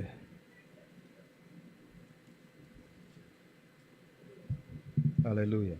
முதல் வசனம் சிஸ்டர், அதுல வாசி. நான் மெய்யான திராட்சை செடி. யாரு? ஹல்லேலூயா. ஏசப்பா யாரு? மெய்யான திராட்சை செடி. என் பிதா திராட்சை தோட்டக்காரர். அடுத்த வசனம். என்னில் கனி கொடாதிருக்கிற கொடி எதுவோ அதை அவர் அறுத்து போடுகிறார். கனி கொடுக்கிற கொடி எதுவோ அது அதிக கனிகளை கொடுக்கும்படி அதை சுத்தம் பண்ணுகிறார். போதும் சிஸ்டர். இப்ப பாருங்க, அவர் யாரா? ஜீசஸ் யாரு? திராட்சை இல்லை, அவர் செடி. ஒரு திராட்சை செடி பார்த்துருக்கீங்களா? என்ன கொடிகளை தான் படணும் அப்படியே திராட்சை. ஆனால் மெயின் வந்து ஒரு ஸ்டெம் இருக்கும். என்ன அதில் நம்ம யாராக இருக்கிறோமா? செடி. என் பிதா வந்து என்னாரு? அந்த திராட்சை தோட்டக்காரர் யாரு? பிதாவாகிய தேவன். என்னில் கனி கொடாத கொடி எதுவோ அதை அவர் என்ன பண்ணுறாராம்? அறுத்து போட்டுருவார். ஹல்லேலூயா. அடுத்தது பாருங்க, கனி கொடுக்கிற கொடி எதுவோ அது அதிக கனிகளை கொடுக்கும்படி அதை சுத்தம் பண்ணுகிறார். அப்போ கனியும் கொடுக்குறோம், கொஞ்சமாக கொடுத்துக்கிட்டு இருக்கோம். ஒரு போர்ஷனில் மட்டும் இருக்குது, இன்னும் நிறையா இருக்குது. 9 கனி இருக்குதுன்னா ஒன்றே ஒன்று வந்து இருக்குது. இப்போ தான் கொஞ்சம் அன்பு வருது. அப்போ இன்னும் எல்லாம் வரணும் நமக்குள்ள. அப்போ பர்ஃபெக்ட் ஆகிற வரைக்கும் பிதாவானவர் என்ன பண்ணுவாராம்? அதை சுத்தம் பண்ணுவாராம். அதுதான் நம்ம வாழ்க்கையில் நடக்கிற ப்ராசஸ். இப்போ புரியுதுங்களா? நான் ரெகுலராக சர்ச்சுக்கு வரேன், ஜெபம் பண்ணுறேன், காணிக்க கொடுக்குறேன், பாட்டு பாடுறேன். ஆனால் எனக்கு ஏன் பிரச்சனை? எனக்கு ஏன் பாடு? நீங்கள் அப்படி உலக பிரகாரமாக திங்க் பண்ணுறீங்க. அது கிடையாது சிஸ்டர், பிரதர். அது கிடையவே கிடையாது. ஏன்னா பரலோக ராஜ்யத்துக்குள்ளே நீங்கள் போகணும்னா, அங்கே விசா எடுக்கணும்னா ரொம்ப பர்ஃபெக்டாக பரிசுத்தமாக தான் என்ட்ரி கிடைக்கும். அப்போ பிதாவானவர் என்ன பண்ணுறாரு? நம்மளை இன்னும் கனி கொடுக்கிறவர்களாய் நம்மளை மாற்றிக்கிட்டு இருக்காரு. அப்போ அந்த ப்ராசஸ் என்ன? இன்னும் எனக்குள்ள ஏன் இந்த பிரச்சனை, ஏன் இந்த வியாதி, ஏன் இந்த பாடுனா, சில விஷயங்கள் நான் இன்னும் களையாமல் இருக்கிறேன். அதெல்லாம் தட்டி நான் தூக்க என்ன ஆகும்? பர்ஃபெக்ஷன் வந்துக்கிட்டே இருக்கும். இந்த ப்ராசஸ் தாங்க கிறிஸ்துவ வாழ்க்கை. வெளியில் சொல்லி கொடுக்குற மாதிரி கிடையாது. வெளியில் வந்து அப்படி ஒரு சத்தியமே இங்கே கிடையாது. ப்ராஸ்பரிட்டி, ஆசீர்வாதம், நீ அப்படி இருப்ப இப்படி இருப்ப. எங்கே உலக பிரகாரமான மதங்களில் இருக்கிறவங்க அதை பற்றியெல்லாம் பேசுகிறாங்களா? பாருங்கள், பேச மாட்டாங்க. பிசாசு அப்படி தான் நம்மளை வந்து ஏமாற்றிட்டான். சபைக்குள்ளே நுழைஞ்சு ஈஸியாக ஏமாற்றிட்டான். ஆனால் ஆண்டவர் விரும்புகிறது என்ன? நீ கனி கொடுக்கிற மரமாய் மாறணும். மத்தேயு 5 வாசிச்சிங்கன்னா உண்மையான ஆசீர்வாதத்தை பற்றி பேசியிருப்பார். ஆவியில் எளிமை உள்ளவர்கள் பாக்கியவான்கள். அதான் பிளஸட் பீப்புள். உனக்குள்ள அந்த ஹம்பிள்னஸ் இருக்கா? தாழ்ச்சி இருக்கா? பிலிப்பியர் 2 நீங்கள் வாசிக்கிறப்ப அவருடைய குணாதிசயம் இருக்கு பாருங்க. ஒருவரை ஒருவர் தங்களிலும் மேன்மை உள்ளவர்களாக எண்ண கடவீர்கள், இதுவே கிறிஸ்து இயேசுவில் இருந்த சிந்தைன்றார். அது இருக்கா? வீட்டில் ஒருத்தவங்க நமக்கு வேலை செய்கிறவங்கள அப்படி வேலைக்காரங்களா பார்க்குறோமா, இல்லை சகோதரியாக பார்க்குறோமா, சகோதரனை பார்க்குறோமா? அப்படி தான் பார்க்கணும். கர்த்தர் அப்படி தான் பார்த்துருக்காரு. அதனால தான் எல்லாரையும் உட்கார வச்சு எல்லாருடைய கால்களையும் கழுவினார். அண்ட சராசரங்களையும் படைத்த சர்வ வல்லவர் தன்னை தாழ்த்தினார். நாம் அப்படி நடந்துக்கிறோமா? சமீபத்தில் ஒரு வீடியோ பார்த்தேன், எனக்கு ரொம்ப பிடிச்சிச்சு. ஒரு கேரளாவில் ஒரு திருமணம். அந்த மணமகன் என்ன பண்ணுறான்? அந்த பொண்ணோட கால்களை கழுவுனான் ரிசப்ஷனில். எனக்கு ரொம்ப தொட்டுச்சு அது. அந்த தாழ்ச்சியை எல்லாருக்கும் முன்னாடி காட்டினான் பாருங்க. ஏன்னா இன்றைக்கும் நம்ம சொல்லிக்கிறோம், நமக்குள்ளே வந்து அந்த மேல் சாவனிசம் இல்லை, நாங்கள் பெண்ணியம் பற்றியெல்லாம் பேசுகிறோம். ஆனால் இன்றைக்கும் குடும்பத்தில் அது இருக்குது. மனைவியை வாடி போடின்னு பேசுறது, அவங்க மட்டும் இவரை வாங்க போங்கன்னு பேசுறது, இதெல்லாம் இருக்கா இல்லையா? கிறிஸ்துவ வாழ்க்கை நான் சொல்கிறேன், உலகத்தை விட்டுருங்க. ஆனால் நாம் மாறணும். ரெண்டுமே என்னோட எலும்பு. அவளுக்கு வலிச்சா எனக்கு வலிக்குதா? வலிக்கும். இதெல்லாம் நான் உணர்ந்துக்கிட்டு இருக்கேன். என்னால் உணர முடியுது சில நேரங்களில். நான் இங்கே இருப்பேன், கொச்சினில் இருப்பேன், அவளுக்கு ஏதாவது ஒரு பிரச்சனைன்றப்ப எனக்கு ஃபீல் ஆகிறப்ப புரிஞ்சுப்பேன், ஜெபிப்பேன். இதெல்லாம் உண்மை. இதுதான் ப்ரூஃப். ஆவியானவர் ஒன்றா இருக்கிறாரு நமக்குள்ள அப்படின்றதுக்கு இதுதான் ப்ரூஃப். அப்போ நாம் இன்னைக்கு நம்ம எடுக்க வேண்டிய முடிவு, இந்த உயிர்த்தெழுந்த நாளில் அவர் ஜீவன் உள்ள தேவன். அவர் வந்த நோக்கம் சத்தியத்தை குறித்து அறிவிக்க தான் வந்தார். சத்தியத்திற்காக சாட்சியாக நின்றார். நாம் யோவான் 14:1 பார்த்தீங்கன்னா அவர் சொல்வார், உங்கள் இருதயம் கலங்காமலும் பயப்படாமலும் இருப்பதாக. ஏன்னா அவர் எதுக்காக வந்தாரா? அங்கே நிறைய வாசஸ்தலத்தை நான் ரெடி பண்ண போகிறேன், நான் மீண்டும் வருவேன், உங்களை நான் அழைச்சிட்டு போகிறதுக்கு வருவேன். அப்போ தயார்படுத்துகிறாரு. இந்த பூமியில் நம்ம இருக்கிறப்ப நாம் எல்லாரையும் இங்கே பணக்காரன் ஆக்கிறதுக்காக இயேசு வரல. ரொம்ப ஸ்பஷ்டமாக பேசுகிறேன். பரிசுத்தவான்களாய் மாற்றுவதற்கு தான் இயேசு வந்தார். ஏன்னா அதுதான் லேக்காக இருந்துச்சு இந்த உலகத்தில். பாவம்னா என்ன? பாவம்னா என்னங்க? பைபிள் சொல்லுது அநீதி எல்லாம் பாவம்ன்றார். Whatever is against righteous life அது எல்லாமே பாவம்ன்றார். கோபம் ஒரு பாவம், பொய் ஒரு பாவம், துரோகம் ஒரு பாவம், பொறாமை ஒரு பாவம், இப்படி எல்லாமே பாவம். இதெல்லாம் நம்மளை விட்டு போயிடுச்சா? நம்ம நினச்சிட்டு இருக்கோம் பீடி சிகரெட்டு எல்லாம் விட்டுட்டேன், நான் வந்து ஞானஸ்தானம் எடுத்துட்டேன், நான் யோகிஸ்தேன். கிடையவே கிடையாது. அது ஓகே, அதுலேருந்து விடுபட்டீங்க. ஆனால் பெரிய பாவம் இருக்கே கோபம், எரி நரகத்துக்கு தள்ளப்படுவதற்கு ஏதுவாக இருக்கும்ன்றார். உன்னுடைய சகோதரனை, உன்னுடைய பக்கத்தில் இருக்கிறவனை வீணனேன்னு சொல்லாதன்றார், வேஸ்ட்டுன்னு சொல்லாதன்றார். படித்து பாருங்கள் அந்த 3 வசனம், பயம் வரும். அதுலேருந்து நான் மாற்றிக்கிறேன். இப்போ யாரையாவது நான் திட்டணுன்னா கூட இப்போ எப்படி தெரியுமா திட்டுறேன்? எப்பா புத்திசாலின்றேன், எப்படி உள்டா வைக்கிட்டேன். முந்தி வேற மாதிரி ஒரு மைக்கில், இப்போ எப்பா புத்திசாலி, அதை செய்யாத, அப்படி வா. ஹல்லேலூயா. இது எங்கேருந்து நம்ம கற்றுக்குறோம்? கர்த்தர் கற்றுக் கொடுக்குறாரு. நம்ம யாரையும் நம்ம அப்படி பேசக்கூடாது, உயர்வாக தான் நினைக்கணும். இன்னைக்கு ஆண்டவர் நம்ம கூட பேசுறது, இன்னைக்கு இந்த சபைக்கு ஆண்டவர் கொடுக்கறது, கனி கொடுக்கிற ஒரு மனுஷனாய் நான் மாறணும். நான் ஏதோ சபைக்கு 3 வருஷம் இல்லை, 30 வருஷம் இல்லை, 13 வருஷம் இந்த சபைக்கு வரேன், ஒரு மாற்றமும் இல்லைன்னா எப்படி வரும்? நீ முதல்ல மாறல. எழுப்புதல் எங்கே எப்படிங்க வரும்? எல்லாரும் கூடி கூடி ஜெபித்தா எழுப்புதல் வருமா? வருமா? வராது. முதல்ல எழுப்புதல், டிரான்ஸ்ஃபார்மேஷன்றது. எழுப்புதல்னா டிரான்ஸ்ஃபார்மேஷன், அது எனக்குள்ள முதல்ல வரணும். இங்கே இண்டிவிஜுவலாக ஒவ்வொருத்தருக்குள்ள அது வரணும். வந்தாதான் நீங்கள்லாம் கூடி ஜெபிக்கிறப்ப ஆண்டவர் அந்த ஜெபத்தை கேட்பார். எல்லா அயோக்கியத்தனத்தையும் பண்ணிட்டு அந்த கூட்டத்தில் எழுப்புதல் ஜெப மையத்தில் போய் நின்றுட்டு இருந்தால் ஒன்றும் நடக்காது, ஒன்றுமே நடக்காது, ஒரு இன்ச்சு கூட நகராது. அவர் அப்படி ஏமாந்தவர் கிடையாது. பிதாவானவர் தன்னுடைய ஒரே பேரான குமாரனை நமக்காக கொடுத்திருக்கிறார். விலையேற பெற்ற அந்த உயிர், அந்த ரத்தம், பரிசுத்த ரத்தம் சும்மாவா? அது சீப் கிடையாது. அப்போ நாம் எந்த அளவுக்கு நாம் அதை வந்து மதிக்கணும், மாறணும். அப்போ நாம் மனம் திரும்பணும், சபை மனம் திரும்பணும், நான் மனம் திரும்பணும். இன்னும் எனக்குள்ளே இருக்கிற பிசுரெல்லாம் நான் களைஞ்சி வெட்டி போடணும். இல்லைனா பிதாவானவர் நறுக்கி தூக்கி போட்டுருவேன்றார். கொஞ்சம் கனி கொடுக்க ட்ரை பண்ணுறீங்களா? பிதாவானவர் சரி பண்ணுவாராம், சுத்தம் பண்ணுவாராம், ரெடி பண்ணிக்கிட்டே இருக்கார். அதுதாங்க கிறிஸ்துவ ஜீவிதம். நீங்கள் தயவு செய்து ப்ராஸ்பரிட்டி, இந்த லௌகீக வாழ்க்கை, இதை போட்டு குழப்பிக்காதீங்க. இதுக்கும் கர்த்தருக்கும் சம்மந்தம் கிடையாது. சத்தியம் அப்படி தான் சொல்லுது. ஏன்னா நம்மளுடைய குடியிருப்பு எங்கே இருக்குது? பிலிப்பியர் 3:20 வாசிச்சிங்கன்னா எங்கே இருக்குது? ஆமாம், என்னுடைய குடியிருப்பு மதுரவாயல் கிடையாது, ஜீவாவோட குடியிருப்பு இங்கே சாலிகிராமமோ ஏவியோ இது கிடையாது, வடபழனி கிடையாது. நம்ம எல்லாருடைய குடியிருப்பு அங்கே இருக்குது. அதுக்கு போகிறதுக்கு தான் நம்ம ரெடி ஆகிட்டு இருக்கோங்க. இந்த உண்மைதான், இந்த சத்தியம்தான் கிறிஸ்தவம். உலகத்தில் இருக்கிறவன் இங்கே இருக்க போகிற மாதிரியே அடிச்சுக்கிட்டு பிடிச்சிக்கிட்டு வாழ்ந்துக்கிட்டு இருக்கிறான். ஆனால் நாம் அப்படி கிடையாது. பவுல் சொல்கிறார் பாருங்க, எப்படியாகிலும்ன்றார். அந்த சிலுவை பாதை, அந்த வழி, இந்த இது வழியாக எப்படியாவது நான் அவர் கூட போயிடணும். இந்த கன்விக்ஷன் இருக்கிறது தான் கிறிஸ்டியன் லைஃப். அவர் எனக்கு ரொம்ப பிடிக்கும் பவுல். ஏன்னா அவர் பாருங்க, என் கைகள் உழைத்ததுன்றார். அந்த கம்பீரம் எனக்கு பிடிக்கும். நீங்கள் எத்தனை பேர் அப்படி இருக்கிறாங்க? எத்தனை பேர் அப்படி இருக்காங்க? கிடையாது. ஏழை எளியோரை வந்து வஞ்சிக்கிற ஒரு கூட்டம் இருக்குது இங்கே வெளியில். அன்றைக்கெல்லாம் ஒருத்தர் ஒரு யூடியூப்பில் பார்க்குறவன் ஒருத்தன் இருந்துக்கிட்டு சொல்கிறான் வெளிப்படையாக, தங்கத்தை போடு, வளையலை போடுன்றான். வெளுக்கணும் அவனெல்லாம். சொல்லுங்கள், ஏன் பயப்படுறீங்க? பயப்படாதீங்க, அவங்களாம் ஊழியக்காரங்களே கிடையாது. என் தேவன் சொல்கிறார், கொடுப்பதை காட்டிலும் வாங்குவதை காட்டிலும் கொடுப்பதே மேலுன்றார். யாருக்கு? ஏழை எளியோர், திக்கற்ற பிள்ளைகள், விதவைகள். இதுதான் சுத்தமான பக்தின்னு யாக்கோப்பு 1:27 பார்த்தீங்கன்னா வாசிக்கிறீங்க. ஹல்லேலூயா. அது மாறி மாறி சொல்லக்கூடாது. அப்போ இன்னைக்கு நாம் சபை கனி கொடுக்கிறவர்களாய் மாறணும். அந்த 9 கனி, கலாத்தியர் 5:22 குறித்து வச்சிங்க. இந்த கனி எனக்குள்ளே வருதா? காலையில் எந்திரிச்சோன்னே மளிகை கடை லிஸ்ட் மாதிரி போட்டு தேவைகளுக்கு செபிக்கிறத விட்டுட்டு இந்த 9 எழுதுங்க. அப்பா எனக்குள்ள அன்பு வரணும்ப்பா, உங்கள் அன்புப்பா.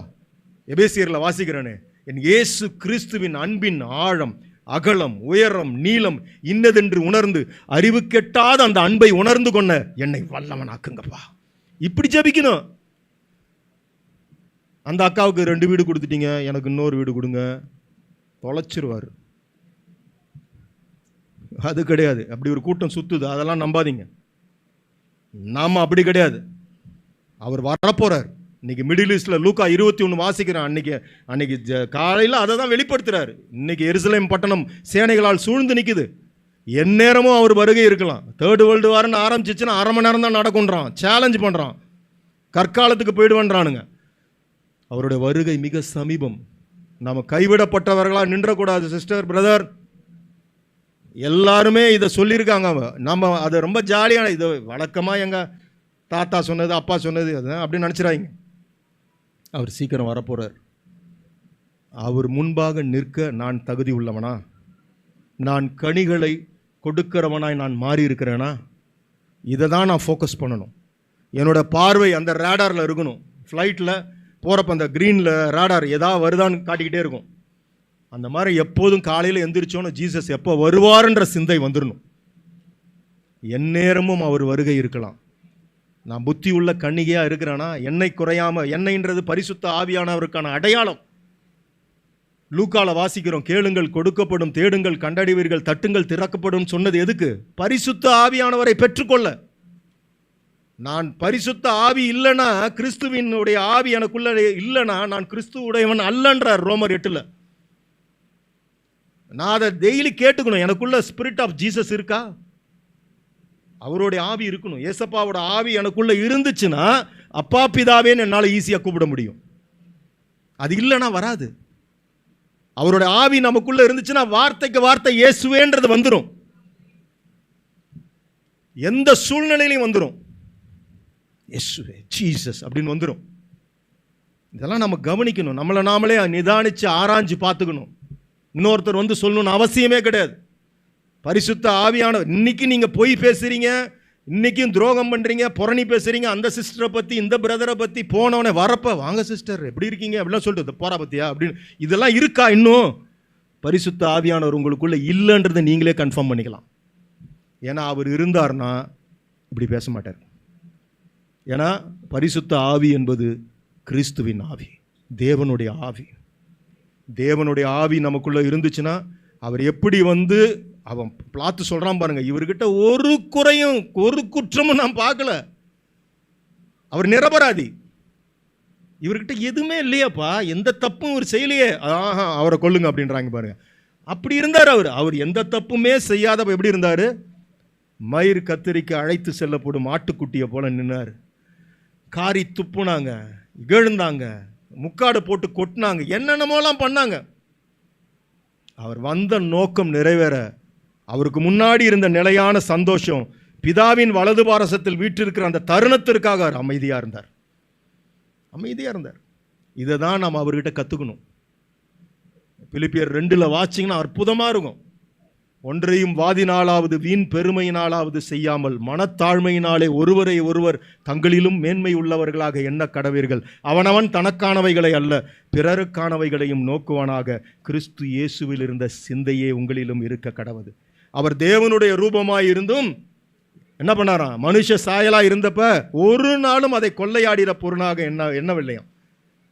அவர் கடவுளுங்க, ஆனால் பூமியில் வந்தப்ப என்ன மனுஷ ரூபத்தில் இருந்தார். ஆனால் அதை பொசஸ் பண்ணிக்கலையாம், காட்டிக்கலையாம், தன்னை வந்து கடவுளாக காட்டிக்கலையாம். எந்த இடத்துலையும் பிதாவுக்கு கீழ்ப்படிந்தவராய் நின்றாராம். சிலுவை பிற அந்த மரணம் பரிந்தம் அப்படியே நின்னாராம், கீழ்ப்படிந்தாராம். ஆனால் நாம் அப்படி இருக்குமா? நம்ம மனுஷனாக இருந்தால் நிறைய பேர் பார்த்தீங்கன்னா கடவுள் மாதிரி காட்டிக்கிறது எல்லாம். ஆனால் அவர் அப்படி இல்லை. அவர்கிட்டேருந்து கற்றுக்கணும் நம்ம நிறையா. அவர் பெருமை உள்ளவனுக்கு எதிர்த்து நிற்கிறேன்றார். பெருமை நமக்குள்ளே வரக்கூடாது. நான் யார், என் ஜாதி யார், என் ஊர், எங்கள் அப்பா யார் ஜோடி போட்டு பார்க்கலாமா? தொலைச்சிருவார். நாம் அவருடைய பிள்ளைனா எல்லாத்தையும் ரிசீவ் பண்ணிக்கணும் அமைதியாக. அவரை நாம் பிரதிபலிக்கணும் எல்லா இடத்துலையும். ஹல்லேலூயா. அப்போ இன்னைக்கு ஆண்டவர் அந்த கனிகளை பாருங்க. பிதாவானவர் அடுத்த வசனம் முடிச்சிடலாம் சிஸ்டர். 3வது வசனம், நான் உங்களுக்கு, யோவான் 15:3, நான் உங்களுக்கு சொன்ன உபதேசத்தினாலே நீங்கள் இப்பொழுதே சுத்தமாயிருக்கிறீர்கள். என்னில் நிலைத்திருங்கள், நானும் உங்களில் நிலைத்திருப்பேன். கொடியானது திராட்சை கொடியில் நிலைத்திராவிட்டால் அது தானாய் கனி கொடுக்க மாட்டாதது போல நீங்களும் என்னில் நிலைத்திராவிட்டால் கனி கொடுக்க மாட்டீர்கள். நானே திராட்சை செடி. அப்படின்னா என்ன அர்த்தம்? என்னுடைய ஐக்கியம் இயேசுவோடு இருந்துக்கிட்டே இருக்கணும். இந்த உலகத்தோடு இருக்கக்கூடாது. நான் எங்கே நினச்சிருக்கணும்? I must be fixed with Jesus. அதில் என்னங்க ஈகோ? அதில் என்ன நமக்கு பாடு? ஒன்றுமே கிடையாது. நான் தான் சொல்கிறேனே, நீங்கள் ரொம்ப அப்படியே ஒரு ஜபம் அப்படி இப்படி கூட்டம் அப்படின்னு பயப்படாதீங்க. பவுல் சொல்கிற மாதிரி இடைவிடாமல் அந்த பழக்கத்துக்குள்ளே வாங்கலாம். நடக்கிறப்ப, நிற்கிறப்ப, பஸ் ஸ்டாண்டில் இருக்கிறப்ப ரொம்ப இன்ட்ரெஸ்ட் ஆகிடும். ரொம்ப இன்ட்ரெஸ்ட் ஆகிடும். அந்த உறவு இருக்குது பாருங்கள். நான்லாம் காட்டில் மேட்டில் நடக்கிறப்ப சில நேரத்தில் ரொம்ப அப்படியே ஒரு மாதிரி டெசர்ட்டடாக பாலைவனத்தில் நிற்கிற மாதிரி ஒரு சூழல் இருக்கிறப்ப வெறும் கை அப்படி பிடிச்சிப்பேன். என் கை வெறும் கை, ஆனால் அவர் என்னை பிடிச்சிருக்காரு. ஆனால் நான் அப்படி நினச்சிட்டு நடப்பேன். அவர் கூட பேசிக்கிட்டே போவேன். வெளில எவனா பார்த்தா நான் பைத்தியக்காரன் நினைப்பான். அது பழகி பாருங்களேன். இதுதான் நீங்கள் அவருக்கு கொடுக்குற ரெஸ்பெக்ட். அவர் இருக்காருன்றத உறுதிப்படுத்துறது. யாரோ ஒருத்தர் ஜெபிக்க நீங்கள் தலையை கொடுத்துட்டு அப்படியே அமைதியாக போகிறது கிடையாது. நீங்கள் பேசணும். அவர் ரெடியாக இருக்கார். அவர் ரெடியாக இருக்கார் கேட்கறதுக்கு உங்ககிட்ட. காலையில் பல்லு விளக்கணும்னு அவர் காத்துக்கிட்டே இருப்பார். நம்ம ஆளுங்க டம்முன்னு போய் காப்பியை குடிச்சிட்டு உக்காந்துடுறது, வெட்டி கதையை உட்காந்து பேசுறது, இல்லைன்னா இந்த செல்ஃபோனை நோண்டுறது. காலைல ப்ரஷ் பண்ண உடனே அடுத்த நோக்கம் உங்களுக்கு சத்தியம் தான் வரணும் சிந்தையில். இவர் கூட பேசணும். அவர் நம்ம கூட பேசுவார். நவம்பர் 14லேருந்து இந்த போன வருஷம் எனக்கு அவ்வளோ பிரச்சனைகள். எனக்கு நம்ப மாட்டீங்க, கர்த்தர் இல்லைன்னா நான் கிடையாது.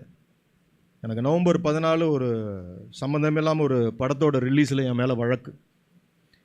கிட்டத்தட்ட 1 கோடி ரூபாய் கட்டணும். அப்படியே திகச்சு போய் நிற்கிறேன். அன்றைக்கி காலையில் எனக்கு வசனம் ஆண்டவர் கொடுக்குறார். யாத்திராகமம் 13:14 14 13வது வசனம் பார்த்தீங்கன்னா, இன்றைக்கி நீங்கள் அந்த அவர் சொல்லுவார், பயப்படாதீர்கள். ஃபஸ்ட்டு வேர்டு எனக்கு கொடுத்தாரு, பயப்படாத. இன்றைக்கி நீ பார்க்குற இந்த எகிப்தியனை என்னைக்கு நீ பார்க்க மாட்டேன். அடுத்தது பாருங்க, நீ சும்மா இரு, நான் உனக்கு யுத்தம் பண்ணுவேன்னாரு. இது எனக்கு உண்மையிலுமே அந்த வார்த்தை, அவர் கொடுத்த வார்த்தை. கோர்ட்டில் அவனுங்களே ஆச்சரியப்பட்டாங்க, எப்படி ஸ்டே எவிக்ட் ஆச்சு, வாய்ப்பே கிடையாதுன்றானுங்க. ஆனால் எவிக்ட் பண்ணி விட்டார். அது ரிலீஸ் ஆகிடுச்சு. போன மாதம் அந்த 1 கோடி ரூபாய் செக்கை கொடுக்கறதுக்கு அதெல்லாம் எனக்கு, ஏன்னா ஏற்கனவே பேங்க்கில் சில இஷ்யூஸ், அதாவது ஏற்கனவே லோன் இருக்குது. ஆனால் கரெக்டாக அந்த தொகையை கட்டுறதுக்கு எல்லாமே ஆட்கள் எனக்கு வந்தாங்க. சரியா நண்பர்கள் போல் வந்து எல்லாம் முடிச்சு கொடுத்தாங்க. இதெல்லாம் அனுப்புவார், தூதர்களை அனுப்புவார். நாம் என்ன தெரியுமா செய்யணும்? சும்மா மட்டும் இருக்கணும். இதுதான் விசுவாசம். நான் அதை தான் செஞ்சேன் 3 மாதமாக. நீ யோசிச்சு பாருங்கள், இந்த சென்னையில் ஒரு 100 ரூபா வாங்க முடியுமான்னு? யார் கொடுப்பா? ஒரு டீ கடையில் போய் எனக்கு இலவசமாக கொடுங்கன்னு கேட்டு பாருங்களா, 20 ரூபா கொடுன்னுவோம். ஆனால் கர்த்தருடைய பிள்ளை நான் பணத்துக்காக இந்த இடத்துல பேசலை. நான் அவரை இன்னும் ஏன் நேசிக்கிறேன்னா, அந்த அப்பா பிள்ளை உறவுன்றதை நான் உணர்ந்துக்கிட்டே இருக்கிறேன். நான் அவரோட பிள்ளை, என் பிள்ளை அப்படி விட்டுருவானா அப்படின்னு அவர் நினைக்கிறாரு. ஹல்லேலூயா. இந்த உறவுக்குள்ளே நாங்கள் 2 பேர் இருந்துக்கிட்டே இருக்கிறோம். அதை என்ஜாய் பண்ணுறேன். நான் ஏதோ ஒரு கிறிஸ்டியனா அப்படின்லாம் ரிலீஜியஸாக அப்படி கிடையாது. அதெல்லாம் மறைஞ்சிருச்சு எனக்கு ஏசப்பா. நீங்கள் ஜீவா சொன்னப்போ அவருக்கு ஒன்று வருது பார்த்தீங்களா? அவ்வளோதான், என்னால் தாங்காது. அப்படி தான் நான் ஜெபிக்கிறேன். எபிரேயர் 12 முழுசாக படிச்சிங்கன்னா அதில் ஒரு இடத்துல சொல்லுவார், இன்னும் நீ பாவத்துக்கு எதிர்த்து நின்று ரத்தம் சிந்தலன்றார். நம்ம அதுக்கும் நான் துணிஞ்சிட்டேன். என்னோட ஜெபம் அதுதான், அப்பா இந்த உயிர் போச்சுன்னா அது உங்களுக்காக மட்டும்தான் போகணும், ரத்த சாட்சியாக போகணும். அதை விட பெருமை எதுவுமே கிடையாது.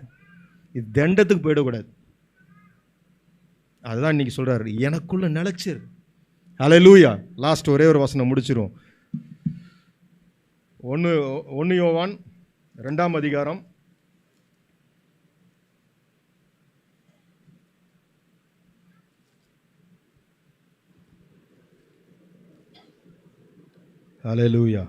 1 யோவான் 2ஆம் அதிகாரம், எல்லாரும் எடுத்துங்க, அதை 6வது வசனம் எல்லாம் எடுத்துருங்க. புதிய ஏற்பாட்டில் 326வது பக்கம். அவருக்குள் நிலைத்திருக்கிறேன் என்று சொல்லுகிறவன் அவர் நடந்தபடியே தானும் நடக்க வேண்டும். அவ்வளவுதான் சிஸ்டர், இதுதான் கிளைமேக்ஸ். இன்னைக்கு மெசேஜோட கிளைமேக்ஸ் தான். ஹல்லேலூயா. இப்போ என்ன சொன்னார், அந்த கொடியோட அவர் தான் மெய்யான திராட்சை செடி. அந்த செடியில் நான் யார்? கொடியாக இருக்கிறேன். அவரோடு நான் இணைஞ்சு இருக்கிறேன். அவருக்குள்ளே நான் இல்லைன்னா பிதாவானவர் என்ன பண்ணுறாரு? தரித்து போட்டுடுறாரு. நான் இருந்தும் எனக்கு இருக்கிற கொஞ்சம் விசுவாசத்தில், எனக்கு இருக்கிற பிரச்சனைகள் பாடுகள் மத்தியிலையும் நான் இயேசு கிறிஸ்துவை விடாமல் நிற்கிறேன். பார்த்தீங்களா? என்ன பரவாயில்லப்பா, இந்த பிரச்சனை, இந்த கடன் பாரம், இது எப்படி சமாளிக்க போகிறேன்னு தெரியல, ஸ்கூல் ஃபீஸ் கட்டணும், இது எப்படி இந்த வியாதி எனக்குள்ள இருந்தாலும் பரவாயில்லப்பா ஏசப்பா, நான் பவுல மாதிரி உங்கள் கிருபை எனக்கு போதுன்ட்டு போனார், நான் அந்த மாதிரி ஒரு கேரக்டராக மாறிட்டேன்ப்பா, நான் எனக்கு நீங்கள் போதும் ஏசப்பா அப்படின்னு இருக்கிறப்ப என்ன பண்ணுவாராம் பிதாவானவர்? இன்னும் க்ளீன் பண்ணுவார், இன்னும் நீ கனி கொடுக்க ரெடி பண்ணுவார்.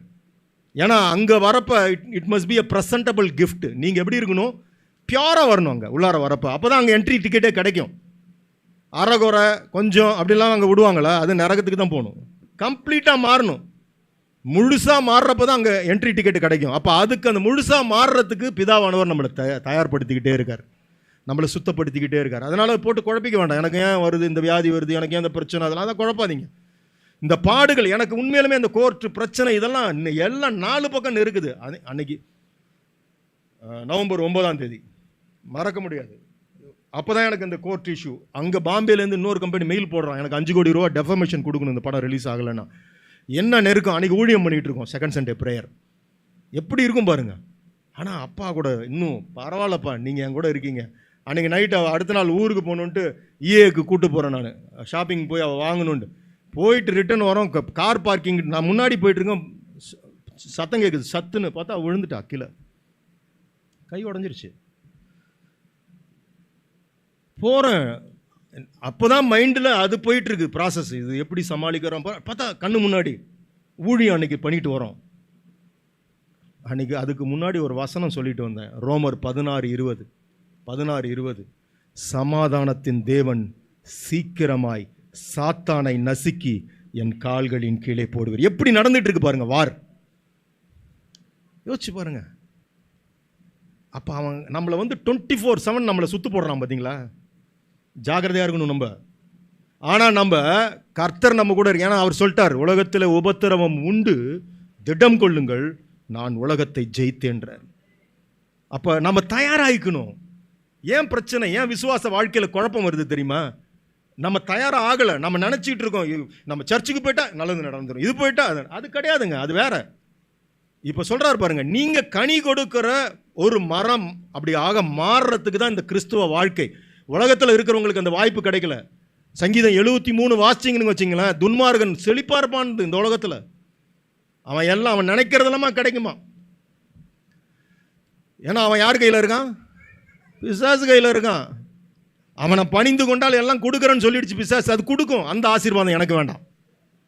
எனக்கு என்ன தெரியுமா தேவை? நான் கனி கொடுத்து அந்த பரலோக ராஜ்யத்துக்குள்ளே நான் போயிடணும். அவன் இருளுக்குள்ளே போகிறான், பற்கடிப்புக்குள்ளே போகிறான், அந்த நித்திய அக்னிக்குள்ளே விழ போகிறான். இதெல்லாம் இருக்குது.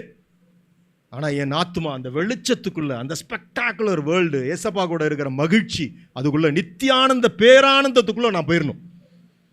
இதுக்கு தான் இவ்வளோ வலி, இவ்வளோ பாடு, இவ்வளோ பிரச்சனை. ஹல்லேலூயா. உண்மையிலுமே அதுலேருந்து ஒரு மாதம் அப்போ தான் அவள் ரெக்கவர் ஆகி வரா.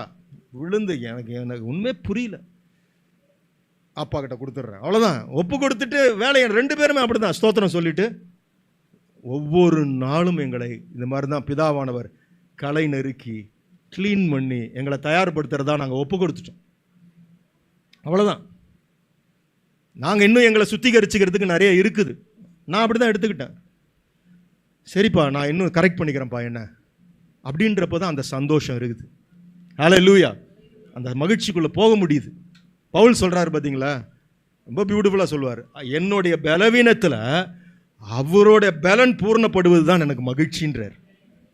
அப்போ பலவீனத்தில் கடக்கிறார், அவர் கெஞ்சிறார். 3 முறை முறையிட்டாராம். அவருக்கு ஹிஸ்டோரியன் சொல்கிறாங்க, வரலாற்று ஆசிரியர்கள், அவர் கண்ணில் ஏதோ பிரச்சனைன்னு சொல்கிறாங்க. ஏன்னா ஒரு இடத்துல வாசிக்கிறப்ப அவங்க கேட்டிருந்தா கண்ணை கூட பிடிங்கி கொடுத்துருப்பாங்கன்னு. அவர் கண்ணில் ஏதோ பீழை உழுகிட்டே இருக்கும் போல இருக்கு, ஏதோ கஷ்டத்தில் இருந்திருக்காரு. சில இடத்துல ரொம்ப நாற்றம் எடுத்த அப்படிலாம் சொல்கிறாங்க. ஆனால் அவர் நடந்தா அவர் நிழல் பட்டு எந்திரிச்சிருக்காங்க, கட்டி அணைச்சி செத்தவன் எந்திரிச்சிருக்கிறான். யோசிச்சு பாருங்க. ஆனால் அவருக்கு அந்த பிரச்சனை மாறல. ஆண்டவர் ஒரே வார்த்தை சொல்லிட்டார், என் கிருபை உனக்கு போதும் போன்ட்டார். ஏன்னா சில நேரத்தில் நமக்கு ரொம்ப எல்லாமே பர்ஃபெக்டாக இருந்தால் ஒரு திமிரு வந்துடும். அதனால் ஆண்டவர் சில நேரத்தில் ஒரு கொட்டு வச்சிருவார். ஏதாவது ஒரு பாயிண்டில் ஒரு முள் குத்திக்கிட்டு இருக்கும். அந்த முள் குத்துற வரைக்கும் தான், அது கடனாக இருக்கலாம், பிரச்சனையாக இருக்கலாம், வீட்டில் ஏதாவது அது இருக்கிற வரைக்கும் தான் தேவனை தேடிக்கிட்டே இருப்போம். எல்லாம் கிளியர் ஆகிடுச்சுன்னு வச்சிங்களேன், சல்யூட் அடிச்சுட்டு போயிடுவாங்க, நம்ம ஆளுங்க மறந்துடுவாங்க. ஹல்லேலூயா. நேற்று முந்தானேத்து மோகன் பாஸ்டர் சொல்கிறப்ப எனக்கு ரொம்ப தொட்டுச்சு. எனக்கு எங்கள் சபையில் ஏசப்பா கூட இந்த 3 வருஷம் பயணித்த எத்தனை பேர் இருந்தாங்க, சீடர்கள் இருந்தாங்க, அவரால் குணமாக்கப்பட்ட குஷ்டரோகிகள் இருந்தாங்க, அவரால் எழுந்த லாசரு இருந்தான் மரித்தவன். ஆனால் அவர் இறந்த போது எல்லாரும் ஓடிவிட்டாங்க. எங்கேயோ அரிமத்தியா ஊரானாகிய யோசேப்பு, அது ரொம்ப தொட்டுச்சு என்ன. அவன் பாருங்க தைரியமாக பிளாத்துக்கிட்ட போய் துணிந்துன்னு இருக்கும் அந்த வார்த்தை. இயேசு கிறிஸ்துவால் பலனடைந்த எத்தனையோ பேர் அவரை விட்டுட்டு போயிட்டாங்க, பயந்து கிட்டவே வரல, பாடி எடுக்க கூட அனாத பணமாக கடந்திருக்கார். ஆனால் எங்கேயோ ஒரு அவன் தைரியமாக போய் பிளாத்துக்கிட்ட பேசிட்டு அவனுக்கு வச்சிருந்த கல்லறையை கொடுத்து, கூட நிக்கோதேமுன்னு ஒருத்தன், அவனும் பார்த்தீங்கன்னா பயந்து இருந்தவன், யூதத்தில் அந்த ஹை பிரிஸ்டாக இருந்த ஆட்கள் அந்த ஜுடிஷியரியில். இதெல்லாம் ஆச்சரியமாக இருக்குது. நாம் அந்த அரிமத்தியா ஊரானாகிய யோசேப்பு போல் மாறணுங்க. தைரியம் வரணும். முதல்ல என் இயேசுவுக்காக நான் நிற்பேன். என்ன ஏதோ பொய்க்காக, புரட்டுக்காக, மாயைக்காக ஒரு கூட்டம் ஓடிக்கிட்டு இருக்கு பார்த்தீங்களா வெளியில். ஆனால் சத்தியத்திற்காக நான் நிற்கணும் நான். ஹல்லேலூயா. இன்னைக்கு நம்ம அப்படியாக மாறணும். அப்படி நிற்கணும்னா நான் கனி கொடுக்கிறவனாய் மாறணும். இந்த 9 கனி கலாத்தியர் 5:22 மனப்பாடமாக வச்சிங்க. ஒவ்வொரு நாளும் ஏசப்பா கிட்ட அதை ஜெபிச்சு கேளுங்க. எனக்கு இன்னைக்கு ஆண்டவரே உங்கள் சந்தோஷம் எனக்குள்ளே வரணும், அந்த சமாதானம் எனக்கு வரணும், உங்களுக்கிட்ட இருந்த அந்த நீடிய பொறுமை எனக்கு வரணும், உங்ககிட்ட இருந்த எல்லா நற்குணங்களும் எனக்கு, அதுதாங்க ஆசீர்வாதம். இப்படி ஜெபத்தை மாற்றி பாருங்க. உங்ககிட்ட எதுவுமே இல்லைன்னாலும், வெறும் பழைய சோறு இருந்தாலும் பிரியாணி சாப்பிட்ற மாதிரி சாப்பிடுவீங்க. நிறைய பேர்கிட்ட பிரியாணி இருக்குது, ஆனால் மூஞ்சி பழைய சோறு மாதிரி வச்சுக்கிட்டு சாப்பிட்றாங்க. புரியுதுங்களா? அதுதான் அப்பா நம்ம கூட இருந்தாருன்னு வச்சிங்களேன், அதை விட ஹாப்பியஸ்ட் மூமெண்ட் எதுவுமே கிடையாது. இன்னைக்கு ஒப்பு கொடுங்க. இன்னைக்கு இந்த சபை கனி கொடுக்கிற சபையாய் மாறணும். ஹல்லேலூயா. கண்களை மூடுவோம். அப்பா சர்வ வல்லவரே, உங்களை நேசிக்கிறோம்ப்பா. அப்பா நீங்கள் எங்கள் கூட பேசியிருக்கீங்க, நாங்கள் உங்கள் செல்ல பிள்ளைகள், உங்கள் கூட நாங்கள் இருக்கிறோம். அப்பா அப்பா நீங்கள் எங்களுக்கு போதும், உங்கள் கிருபை எங்களுக்கு போதும். அப்பா நான் பாவியான மனுஷன், ஒரு அப்பிரயோஜனமான மனுஷன். அப்பா அப்பா ராஜா, என் பாவங்களை மன்னியுங்க, என்னை சுத்திகரிங்க. பிதாவானவரே, எனக்குள்ள இருக்கிற ஆண்டவரே இன்னும் என்னென்ன கலை இருக்கோ அதையெல்லாம் என்னை விட்டு எடுத்து போடுங்கப்பா. நான் மனம் திரும்பணும் இயேசுவே. இன்னும் உமக்கு நான் பர்ஃபெக்டா மாறணும்.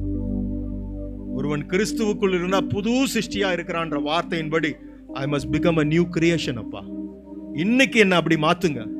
உயிர் தெழுந்த தெய்வமே, ஜீவனுள்ள கடவுளே, உலகத்தின் முடிவு பரியந்தம் நான் உன்னோடு கூட இருப்பேன்னு நீங்க சொல்லியிருக்கீங்க. இமானுவேல், என் தேவன் என்னோடு நீங்க இருக்கிறீங்க, இந்த சபையோடு இருக்கீங்க. ராஜா, மீதியான நேரத்தை உங்க கரத்துல நாங்க வைக்கிறோம். நாங்கள் எதை செய்தாலும் 1 கொரிந்தியர் 1:10 வசனத்தின்படி தகப்பனே, நாங்கள் புசித்தாலும் குடித்தாலும் எதை செய்தாலும் உங்க நாம மகிமைக்கென்று செய்கிறோம். அப்பா எல்லா துதியும் கனமும் மகிமையும் பிதா ஒருவருக்கே செலுத்துகிறோம். செபங்களை எல்லாம் இயேசு கிறிஸ்து மூலமாய் உங்க கரத்துல வைக்கிறோம் நல்ல பிதாவே. ஆமென், ஆமென்.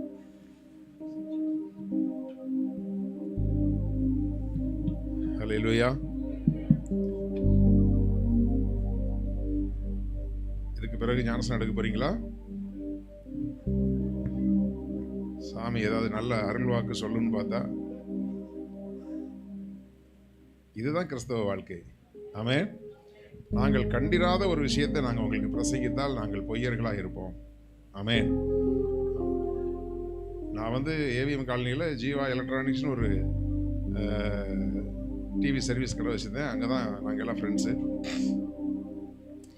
ரட்சிக்கப்பட்ட உடனேயே கடைக்கு வாடகையே கொடுக்க முடியாமல் கடையை காலி பண்ணிட்டு அந்த ஏரியாவை விட்டே ஓடி வர்றதுக்கு வச்சார் ஆண்டவர். ஹல்லேலூயா. இதுதான் பெரிய ஆசீர்வாதம். ரட்சிக்கப்பட்டவொடனே உங்களுக்கு என்ன ஆசீர்வாதம் நடந்துச்சு? பண்ண தொழிலை பண்ண முடியாமல். ஹல்லேலூயா. அப்படி ஒருவேளை நான் ரட்சிக்கப்பட்ட உடனே என் தொழிலும் நல்லா இருந்து கையில் பணம் அதிகமாக இருந்தால் நானும் ரட்சிக்கப்பட்டிருக்க மாட்டேன், பிரபுவும் ரட்சிக்கப்பட்டிருக்க மாட்டாப்புல. உன்னால் நான் கேட்டேன், என்னால் நீ கேட்டேன்னு. அப்போது எல்லாத்துலேயும் தேவனுடைய திட்டம் இருக்கிறது. ஹல்லேலூயா. சகலம் நன்மைக்கு எதுவாக நடக்கும். இன்றைக்கி உங்களை ஒரு பாடுகளின் பாதையில் கர்த்தர் நடத்துகிறாருன்னா ஆண்டவர் நிச்சயமாக அதனுடைய முடிவு உங்களுக்கு மகிமையாக இருக்கும். அப்படி தான் தேவன் நம்மை நடத்துகிறார். எந்த ஒரு பாடுகளும் உபத்திரவங்களும் அநேக விஷயங்களை, நான் உபத்திரவப்பட்டது நல்லது, அதனால் உடைய பிரமாணங்களை கற்றுக்கொள்கிறேன். அப்படி ஆண்டவர் ஒவ்வொரு சூழ்நிலைகளையும் ஆண்டவர் கற்றுக் கொடுத்து அதாவது நீங்கள் ஆண்டவரை நேசித்து ஆண்டவருக்கு உண்மையாக இருக்கும் பொழுது உலக ஆசீர்வாதங்கள் அது தானாக வரும், அது கூட கொடுக்கப்படும், அது போனஸ். அது அல்லேலூயா. ஆனால் முதலாவது இதுதான் ரகசியம். இதுக்கு தேவனுடைய ராஜ்யத்தையும் அவருடைய நீதியையும் தேடணும்னா அந்த நீதிக்குள்ளே தான் இந்த ஆவியின் கனிகள் இருக்குது. அல்லேலூயா. நீதியை தேடுறதுன்னா என்னது? அந்த ஆவியின் கனிகளில் நம்முடைய சுபாவங்களை நம்ம என்ன செஞ்சுக்கணும்? அப்படியே சுத்திகரித்து கொண்டே இருக்கணும். அல்லேலூயா. எங்கள் அண்ணன் இப்போ எங்கேயாவது பணத்தை கொடுத்துட்டான்னா வசூல் பண்ணுறதுக்கு என்னையே தான் கூப்பிட்டு போவான். புரியுதா? அவ்வளோ நல்ல வேணாம். வெளியில் நாங்கள்லாம் பேசும்போது ரொம்ப அன்பாக தான் பேசுவோம். போய் அப்போல்லாம் சைக்கிள் தானே, சைக்கிளை விட்டு காலை தூக்கி போட்டு இறங்கும் போதே ஒரு வார்த்தை வரும், பணம் தானாக வரும். அப்போ அப்படிப்பட்ட ஒரு முரட்டு சுபாவம் உள்ள இருந்த ஒரு நபரை ஆண்டவர் கொண்டு போய், அதாவது ஆண்டவர் பழைய ஏற்பாட்டில் சில காரியங்கள் சொல்லப்பட்டிருக்கோம். அவருடைய ரதங்களை துண்டாடி போடுங்கள் அப்படின்னு வசனம் இருக்கும். ரதங்களை துண்டாடி போடுறதுன்னா, ஒரு பிரச்சனை வந்துச்சுன்னா ஏறி தப்பிச்சு ஓடுறதுக்கு என்ன இருக்குது? ரதம் இருக்குது. முதல்ல எஸ்கேப் ஆக முடியாதபடிக்கு ஆண்டவர் எங்கள் ரதங்களெல்லாம் ஹல்லேலூயா துண்டாடி போட்டுருவார். கர்ப்பஸ்திரிகளை கீறி போடுங்கன்னார். கர்ப்பஸ்திரிகள், அதாவது கொடூரமாக இருக்குல்ல அந்த வார்த்தையெல்லாம். ஏனென்றால் ஒரு பாவம் இன்னொரு பாவத்தை பிறப்பிக்கும். ஒரு பாவத்தை நம்ம அப்படியே கர்ப்பவஸ்திரியை மாதிரி சுமந்துக்கிட்டு இது ஒன்று மட்டும் இருக்கட்டும் ஆண்டவரேன்னா, அந்த ஒரு பாவத்தோடு அது நிற்காது. கீறி போடுன்ட்டார் ஆண்டவர். சத்துருக்களை ஜெயிக்கிறதுக்கு ஆண்டவர் கொடுத்த இன்ஸ்ட்ரக்ஷனில் இதெல்லாம் இருக்குது. கர்ப்பஸ்திரியில் கொடூரமாக இருக்குல்ல, கீறி போடு. எதையும் வயிற்றில் சுமந்துக்கிட்டே இருக்காத. வேணா குழந்தைய சொல்லலை, நீங்கள் வேறு தப்பாக புரிஞ்சிக்க கூடாது. ஹல்லேலூயா. ஆமாம், அது வேற. ஏன்னா அந்த பாவம் ஒரு சமயம் பார்த்து என்ன செய்யும், இன்னொன்று பிறப்பிக்கும். ஒரு பாவம் அதாவது இந்த பாவங்கிற ஒரு விஷயம் அது ஒரு பேக்கேஜ், தனியாக இருக்கவே இருக்காது அது. ஏன்னா பாவத்துக்கு அதிபதி பிசாசு. ஹல்லேலூயா. உன்னோட நிறுத்தவே மாட்டான். முதல் முறையாக பழனி அப்படின்னு ஒரு நண்பர் எனக்கு பழக்கமானார் பிரபுவுக்கு முன்னாடி. அவர் என்னுடைய ஷாப்பில் அவர் ஒரு பார்ட்னராக இருந்தார் ஆரம்பத்தில். அப்போ அவர் ஒன்றுக்கு கொஞ்சோன்னு ஒரு பெக்குன்னா அப்போ நமக்கு தெரியாது. நமக்கு தெரிஞ்சதெல்லாம் புக்கு தான். பெக்குன்னா தெரியாது. கொஞ்சம் குடிச்சு பாருன்னு ஆரம்பித்தான். இது ஒன்று தானே அப்படின்னா அதுக்கப்புறம் எல்லாமே செயின் அப்படியே வந்துச்சு. ஹல்லேலூயா. அதனால தான் எப்போவுமே அது வரும்போதே முதல்லையே அதை துண்டாடி போட்டுறோம். அப்படி தான் ஆண்டவர் அதுக்கு என்ன செய்கிறாரு, எப்பயுமே எனக்கு போராட்டம் இருக்குது, பிரச்சனை இருக்குதுன்னு நினைக்கிற நீங்கள் வீட்டில் துணிலாம் துவைக்கிறீங்களே, துணி துவைக்கிற பெண்கள் மட்டும் கை தூங்க பார்க்கலாம். அதெல்லாம் எங்கள் வீட்டுக்காரர் தான் பாஸ்டர் பார்த்துக்கிறாருன்னு உள்ளுக்குள்ளே சொல்கிறீங்க. சரி, யார் துவைச்சாலும் சரி, சில அழுக்கு போகணுன்னா மிஷினில் போட்டு அது சர்ன்னு சுத்தம். ஆமென். அதுலேயே பாருங்கள், அதில் என்ன ஜென்டில் வாஷ், அப்புறம் என்னம்மா ஹெவி இருக்குது, ஜென்டலாக துவைக்கிறது இருக்குது. அது என்ன பண்ணுது, ஜென்டலாக துவைக்கும் போது ரொம்ப ஸ்மூத்தாக துவைக்கும். சில நேரத்தில் சில பேரை ரொம்ப ஸ்மூத்தாக சுற்றினாலே சரி ஆயிரும். சில பேரை ஹெவியாக போட்டுன்னு செய்யுது. அந்த கடைசியில் போட்டு தேய்ச்சி உருட்டி எடுத்து இதிலெல்லாம் இது அழுக்கு போகாது பாஸ்டர் அப்படின்னு தனியாக கொண்டு வச்சுட்டு ஃப்ரெஷ்ஷாக போட்டு ஆகுவீங்க. ஹல்லேலூயா. ஆமாம், அதுலேயும் போகலைன்னா நீங்கள் என்ன பண்ணுவீங்க, வாஷிங் போடுவீங்க. அவன் கூவாத்தில் கொண்டு போய் அங்கே இருக்கிற தண்ணியில் முக்கி அங்கே இருக்கிற கல்லில் போட்டு அடின்னு அடித்து ஆசிட் வாஷ் வேறு அது தனியாக இருக்குது. ஹல்லேலூயா.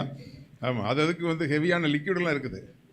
அது என்ன ஆசிட் தான் போட்டு ஒரு வழியாக சுத்தமாக அயன் பண்ணி மடித்து வரும்போது பார்த்திங்கன்னா சூப்பராக இருக்கும்.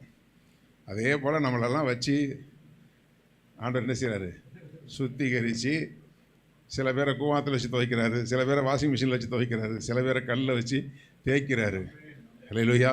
எப்படியாகதும் அயன் பண்ணி மடித்து வச்ச துணியாக பரலோகத்தில் போய் நம்ம நிற்கணும். ஹல்லேலூயா. அதுதான் அவர் வந்த நோக்கம், அதுதான். ஹல்லேலூயா. மற்றபடி இந்த உலகத்தில் நீங்கள் ஆண்டவர் மேலே அன்பு வச்சு நீங்கள் அதாவது நீதிமானுடைய சந்ததி அப்பத்துக்கு இறந்து தெரியவே தெரியாது. நீங்கள் அதெல்லாம் யோசிக்க வேண்டிய அவசியம் இல்லை. சோறு கிடைக்குமா, கஞ்சி கிடைக்குமா? ஏங்க, பொல்லாதவர்களாகி நீங்களே உங்கள் பிள்ளைங்களுக்கு அதை கொடுக்கணும் இதை கொடுக்கணும் தெரிஞ்சிருக்கும்போது அவருக்கு தெரியாதா? அதெல்லாம் கொடுப்பார் அவர். அது வேறு, அந்த டாப்பிக்கே வேறு. ஹல்லேலூயா. ஆமாம், அந்த டாப்பிக்கே வேறு. இது அவர் வந்த பிரதான நோக்கம் நம்மை பரிசுத்தமாக்கணும். அந்த கனி உள்ளவர்களா. ஏன்னா அந்த கனி மட்டும் இல்லைன்னா உங்கள்கிட்ட வரங்கள் இல்லாமல் இருக்கலாம், வசதிகள் இல்லாமல் இருக்கலாம், சொல்லக்கூடிய அளவுக்கு ஒரு பெரிய அந்தஸ்தில் நீங்கள் இல்லாமல் இருக்கலாம். ஆனால் நல்ல கனி கொடாததெல்லாம் என்ன செய்ய? வெட்டுண்டு அக்னி நரகத்துக்கு சேர்ந்தது. அவள் வெட்டப்படுறதுன்னு சொன்னால் நெய்யான திராட்சை செடியாகிய கிறிஸ்துவனிடத்திலிருந்து பரலோக ராஜ்யத்திலிருந்து துண்டிக்கப்படுகிறார். அந்த துண்டிப்பு நமக்கு வந்துடக்கூடாதுங்கிறதுக்காக தான் கொஞ்சம் மூக்கு மேலே கோபம் வந்து அடக்குங்க. ஹல்லேலூயா. நமக்கு அதுதான் வரும். அப்படியே வந்து சில பேர் வாயில் நிற்குது அப்படிம்பாங்க. வாயில் நின்னாலும் நீ பேசிட்டேன்னு அர்த்தம். ஹல்லேலூயா. சிந்திச்சாலே நீ செஞ்சுட்டு தானே சொல்கிறாரு. இந்த வார்த்தைலாம் உள்ளே இருக்குது பாஸ். அதாவது ஒரு பாசம் சொன்னார், நிறையா பேர் கத்தி எடுத்து தான் கொள்ளலையே தவிர உள்ளுக்குள்ளே வச்சு ஒரு 50 கொலை பண்ணி வச்சுருக்கான் உள்ள. கொலகார பாவிகள். மாமியாரை கொலை பண்ணவங்க சில பேர் இருக்காங்க, மருமகளை கொலை பண்ணவங்க சில பேர் இருக்காங்க, அண்ணன் தம்பியை கொலை பண்ணவங்க நிறைய பேர் இருக்கிறாங்க. பல கொலகார பாவிகள் இங்கே உட்காந்துருக்கோம். ஹல்லேலூயா. அதெல்லாம் தூக்கி போடுங்க. ஹல்லேலூயா. அவங்க எல்லாம் நமக்கு நன்மை செய்தார்கள். நீங்கள் எல்லாரும் எனக்கு தீமை செய்ய நினைத்தீர்கள், கர்த்தரோ அதுதான் உங்களை பரலோகத்துக்கு கொண்டு போகிறதே. ஆமென். ஆமாம். அதனால் கர்த்தர் நடத்துகிற எல்லா பாதையும் நன்மையான பாதை தான். நீங்கள் அவரோடு இருந்தால் அவர் உங்களோடு இருப்பார். நீங்கள் அவரை விட்டு விட்டால், இதுதான் சீக்ரெட் ரகசியம். இந்த உயிர்த்தெழுந்த நாளை தியானிக்கிற ஒரு காரியம், ஒரு நாளில் உங்களுக்குள்ள இந்த உயிர் மீட்சி உண்டாகட்டும். ஹல்லேலூயா. கெட்ட வார்த்தைகளை சும்மா சரளமாக அள்ளி தூவுறது, கோபத்தில் சொல்லிட்டேன்னு சொல்கிறது, அந்த வார்த்தையே முதல்ல ஆண்டவருக்கு பிடிக்காது. ஹல்லேலூயா. கோபத்தில் உள்ளேருந்து என்ன வருங்க? ஒரு மாமரத்துக்கு கோபம் வந்துச்சுன்னா பாவக்காய் கொடுக்குமா? சொல்லுங்கள் சொல்லுங்கள் ஐயா. பெரியப்பாக்காரர் வந்திருக்காரு, என் பேரனுக்கு பெரியப்பாலாம் வந்திருக்கார். ஹல்லேலூயா. ஆமாம். அப்போது எனக்கு பயங்கர டென்ஷனாக இருந்துச்சு. அதனால் இந்த வருஷம் சீசனுக்கு நான் மாம்பழம் காய்க்கக்கூடாதுன்னு சொல்லி பாவக்காயாக காய்ச்சி தள்ளிட்டேன் அப்படின்னு எந்த மரமாவது சொல்லுமா? நல்ல மரம் எந்த கிளைமேட்டு மாறினாலும் சரி அது அந்த கனியை தான் கொடுக்கும். ஹல்லேலூயா. கெட்ட மரம், ஆமாம், நீங்கள் அரளி செடியில் போய் திடீர்னு போய் சப்போட்டா பழம் பழுக்குன்னு பார்த்தீங்கன்னா நடக்காது. ஹல்லேலூயா. ஏனென்றால் அதனுடைய வேரும் அதனுடைய சாரமும் வேறு. அதனால் கர்த்தருடைய பிள்ளைகளை நம்மை நல்ல நற்குல திராட்சை செடிகளாக தான் தேவன் சபைகளை கொண்டு வந்து நட்டுறார். இங்கே சில விஷங்கள் உள்ளே கலந்துச்சுன்னா, ஏன்னா அதாவது நல்ல ஒலிவ மரமாகி அவரிடத்துல நம்ம கொண்டு போய் காட்டு ஒலிவ மரத்தை கொண்டு வந்து வெட்டி இணைச்சி ஒரு ஒட்டு மரமாக்கி நாமும் நல்ல ஒலிவ பழங்களை கொடுக்கும்படியாக தேவன் நம்ம இணைச்சிருக்கார். ஆனால் உங்களுடைய ஐக்கியம் பிதாவோடும் அவருடைய குமாரனோடும் இருந்தால் பரலோகத்தின் சுபாவம் நம்மக்கிட்ட வந்துக்கிட்டே இருக்கும்.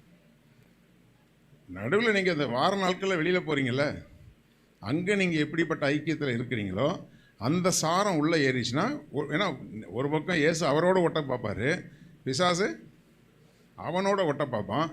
அங்கே யாரோட உங்களை ஐக்கியப்படுத்துகிறானோ அந்த வேரும் சாரம் உள்ளே வந்துடும். வந்ததுக்கு பிறகு சில பேர் சொல்லுவாங்க, பாஸ்டர் அதான் குடம்பகத்தில் நான் இருக்கும்போது என்னுடைய ஏரியா கேர்ஸ்டல் லீடர் அந்த அம்மா, நான் எதாச்சும் அந்த ரூம்குள்ளே அந்த தெருவில் போகிறேன், புடவையை தூக்கி மடித்து இங்கே வச்சுக்கிட்டு நின்று சண்டை போடுது. வாயில் இது வரைக்கும் நான் பாவியாக இருந்த காலத்தில் கூட பேசாத வார்த்தைலாம் வருது. எப்படி வரும்? ஏன்னா அந்த தெரு முழுக்க ரட்சிக்கப்பட்ட குடும்பம் தான். உள்ளே போன உடனே பாஸ்டடி அவ்வளோதான். பரலோகத்தில் உண்டானது அமைதி அப்படியே உண்டாயிடுச்சு. அப்புறம் நான் எந்த வீட்டுக்குள்ளே போன உடனே அந்த பிரதர் சொன்னார், பாஸ்டர் உங்கள் விசுவாசிகளுடைய லட்சணத்தை பார்த்தீங்களா? இது நீங்கள் இன்றைக்கி தான் பார்க்குறீங்க பாஸ்டர், நாங்கள் ஒவ்வொரு நாளும் பார்க்குறோம் பாஸ்டர். நாறுதில்ல. ஹல்லேலூயா. யாக்கோபு சொல்லலாம், என் வாசனையை கெடுத்து போட்டிங்களேன்றார். வாசனை என்பது சாட்சி. ஆண்டவருடைய வாசனையை நீங்கள் வீசணும். அல்லேலூயா. அதுக்கு தான் தேவன் தெரிந்து கொண்டார், அதுக்கு தான் அடிக்கப்பட்டார், அதுக்கு தான் அவமானப்படுத்தப்பட்டார், அதுக்கு தான் காரி துப்பப்பட்டார். அல்லேலூயா. அவர் இந்த பூமிக்கு வந்த நோக்கத்தையும் மரித்த நோக்கத்தையும் உயிரோடு எழுந்த நோக்கத்தையும் நாம் நிறைவேற்றுகிறவர்களாக இருப்போம். அல்லேலூயா. தேவன் நம்மை ரட்சித்ததுக்காக சந்தோஷப்படணும், வேதனைப்படக்கூடாது. நம்மை உண்டாக்கினதுக்காக, மனுஷனை உண்டாக்கினதுக்காக தேவன் மனஸ்தாபப்பட்டார் என்று வேதம் சொல்கிறது. நம்ம எல்லாருடைய ஜெபம் என்னவாக இருக்கணும்? ஆண்டவரே, என்னை ரட்சித்ததுக்காக நீங்கள் துக்கப்படக்கூடாது ஆண்டவரே. ஹல்லேலூயா. அப்படியெல்லாம் எழுந்துச்சு நிற்போம். ஹல்லேலூயா, ஹல்லேலூயா, ஹல்லேலூயா, ஹல்லேலூயா. ஸ்தோத்திரம். இயேசுவே, உம் சாயல் காண ஏங்குதே என் உள்ளம் இன்னும். என்று சேர்வேன் உந்தன் சமூகம், அன்றே தீரும் எந்த நாவல். ஹல்லேலூயா, ஹல்லேலூயா. இயேசுவே, உம் சாயல் காண ஏங்குதே என் உள்ளமென்றும். என்று சேர்வேன் உந்தன் சமூகம், அன்றே தீருமே எந்த நாவல். என்று சேர்வேன் உந்தன் சமூகம், அன்றே தீருமே எந்த நாவல். தொல்லை மிகுந்த இவ்வுலகில் நல்ல துணையும் நீரல்லவோ.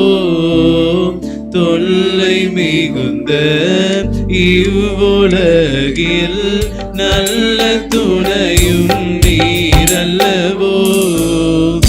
இன்னும் நானும் மந்தை சேர உன்னத பலனை தாருமையனே. இன்னும் நானும் மந்தை சேர உன்னத பலனை தாருமையனே. இயேசுவே, உம் சாயல் காண ஏங்குதே என் உள்ளமென்னும். என்று சேர்வேன் உந்தன் சமூகம், அன்றை தீருமே எந்த நாவல். என்று சேர்வேன் உந்தன் சமூகம், அன்றை தீருமே எந்த நாவல். மாய உலகின் இன்பம் வெறுத்தேன், தூயரின் சமூகம் வரவே.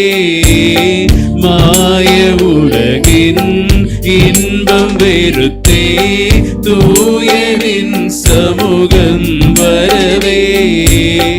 ஆவியாத்மா தேகமூற்றும் அர்ப்பணித்தேனே இந்த தேவனே. ஆவியாத்மா தேகமூற்றும் அர்ப்பணித்தேனே இந்த தேவனே. இயேசுவே, உம் சாயல் காண ஏங்குதே என் உள்ளமென்னும். இயேசுவே, உம் சாயல் காண ஏங்குதே என் உள்ளமென்னும். என்று சேர்வேன் உந்தன் சமூகம், அன்றை தீருமே எந்த நாவல். என்று சேர்வேன் உந்தன் சமூகம், அன்றை தீருமே எந்த நாவல். ஹல்லேலூயா, ஹல்லேலூயா, ஹல்லேலூயா, ஹல்லேலூயா. அவருடைய சாயலுக்கு ஒப்பாய் நாம் மாறும்படியாக எவர்களை முன்குறித்தாரோ அவர்களை அழைத்திருக்கிறார். எவர்களை அழைத்தாரோ அவர்களை நீதிமான்களாக்கினார். எவர்களை நீதிமான்களாக்கினாரோ அவர்களை மகிமைப்படுத்தியும் இருக்கிறார். ஹல்லேலூயா. தம்முடைய குமாரனுடைய சாயலுக்கு ஒப்பா இருக்கும்படிதான் அவர் அழைத்திருக்கிறார். அதுக்கு தான் ஆண்டவர் நமக்கு தம்முடைய வார்த்தைகளை தந்து, ஹல்லேலூயா, ஹல்லேலூயா, அதுக்கு அநேகர ஆண்டவர் அந்த பாதையில நடத்தி, ஹல்லேலூயா. ஸ்தோத்திரம், ஸ்தோத்திரம். தேவனுடைய பிள்ளைகளே, இந்த வார்த்தைகளை கொடுத்ததான அருமையான நண்பரை கர்த்தர் நடத்தி கொண்டிருக்கிற பாதைகள், நான் பல நேரங்களில் நான் ஃபோன் பண்ணி கேட்பேன், எப்படி இருக்கீங்கன்னு கேட்கும்போது நல்லா இருக்கிறேன், வேற ஒன்றும் சொல்ல மாட்டார். அவருக்கு தெரியும் என் பிரச்சனைகளை ஆண்டவர்கிட்ட மட்டும்தான் சொல்ல முடியும்னு சொல்லிட்டு. ஹல்லேலூயா, ஹல்லேலூயா. நானும் அநேக காரியங்களை அவர்கிட்ட நான் சொன்னது கிடையாது. கர்த்தர் ஒவ்வொருவரையும் ஒவ்வொரு பாதையில் நடத்துகிறார். நம்ம அநேக நேரங்கள் நம்முடைய பிரச்சனைகளை மற்றவங்ககிட்ட சொல்லி புலம்புறோம். ஹல்லேலூயா. அருமையான தங்கைக்கு கை அந்த பிரேக் ஆனது தெரியாது எனக்கு. ஆனால் கர்த்தருடைய பிள்ளைகளை எங்களை ஒவ்வொருத்தரையும் ஒவ்வொரு பாதையில் கர்த்தர் நடத்துகிற பொழுது ஹல்லேலூயா, அவர் தான் எங்களுக்கு எல்லா விதத்திலும் உற்ற துணையாக இருக்கிறார். ஹல்லேலூயா. எவ்வளவு நாங்கள் நெருங்கின நண்பர்களாக இருந்தாலும் எங்களுடைய பிரச்சனைகளுக்கு பரிகாரி அவர் ஒருத்தர் தாங்கிறதுல நாங்கள் உறுதியாக நாங்கள் நம்புகிறோம். ஹல்லேலூயா, ஹல்லேலூயா. அதுபோல் கர்த்தருடைய பிள்ளைகளை இந்த நாளில் கர்த்தருடைய வார்த்தையை கேட்ட உங்களுக்குள்ள நல்ல தீர்மானங்களை எடுத்துக்கொள்ளுங்க. ஹல்லேலூயா. என் பிரச்சனைக்கு பரிகாரி அவர் மட்டும்தான். ஹல்லேலூயா, ஹல்லேலூயா, ஹல்லேலூயா. அவருடைய சமூகத்தில் நீங்கள் ஊற்றுங்க. அன்னாளை போல அநேக நாட்கள் ஆலயத்துக்கு கணவன்கிட்ட புலம்பிக்கிட்டே இருந்தா. ஹல்லேலூயா. அவருடைய பிரச்சனைகளை கணவன்கிட்ட புலம்புறதும் அழுகிறதும் வருஷந்தோறும் அதான் நடந்துகிட்டு இருந்துச்சு. ஆனால் கர்த்தருடைய பிள்ளைகளை ஒரு நாள் ஒரு நல்ல தீர்மானம் பண்ணா, என் பிரச்சனையை இனிமேல் நான் ஆண்டவருடைய சமூகத்தில் தான் ஊற்றுவேன். ஹல்லேலூயா, ஹல்லேலூயா. அதை ஊற்றினதுக்கு பிறகு அவள் துக்க முகமாக இருக்கவே இல்லை. ஹல்லேலூயா, ஹல்லேலூயா. எப்போவுமே நீங்கள் சொல்ல வேண்டிய ஆள்கிட்ட சொல்லிட்டீங்கன்னா அவங்களுடைய இருதய பாரம் முற்றிலுமாக போயிடும். ஹல்லேலூயா, ஹல்லேலூயா. ஸ்தோத்திரம், ஸ்தோத்திரம், ஸ்தோத்திரம். தேவ சமூகத்தில் கரங்களை உயர்த்தி ஆண்டவரே, ஹல்லேலூயா, எங்களுக்கு நீங்கள் தான் பரிகாரின்னு தெரியும். ஆனாலும் சில நேரங்களில் எங்கள் பிரச்சனைகளை மற்றவங்ககிட்ட சொன்னதுனாலேயே எங்கள் பிரச்சனை இன்னைக்கு ஊரெல்லாம் தெரிஞ்சு ஆண்டவரே மற்றவங்க மூலமாக நாங்கள் அசிங்கப்பட்டு இருக்கிறோம். ஆண்டவரே, இனி ஆண்டவரே நாங்கள் ஆண்டவரே எங்கள் இருதயத்தை ஊற்றுகிற இடம் ஆண்டவரே உம்முடைய சமூகம் மட்டும்தான். ஆண்டவரே, ஹல்லேலூயா, ஹல்லேலூயா, ஹல்லேலூயா.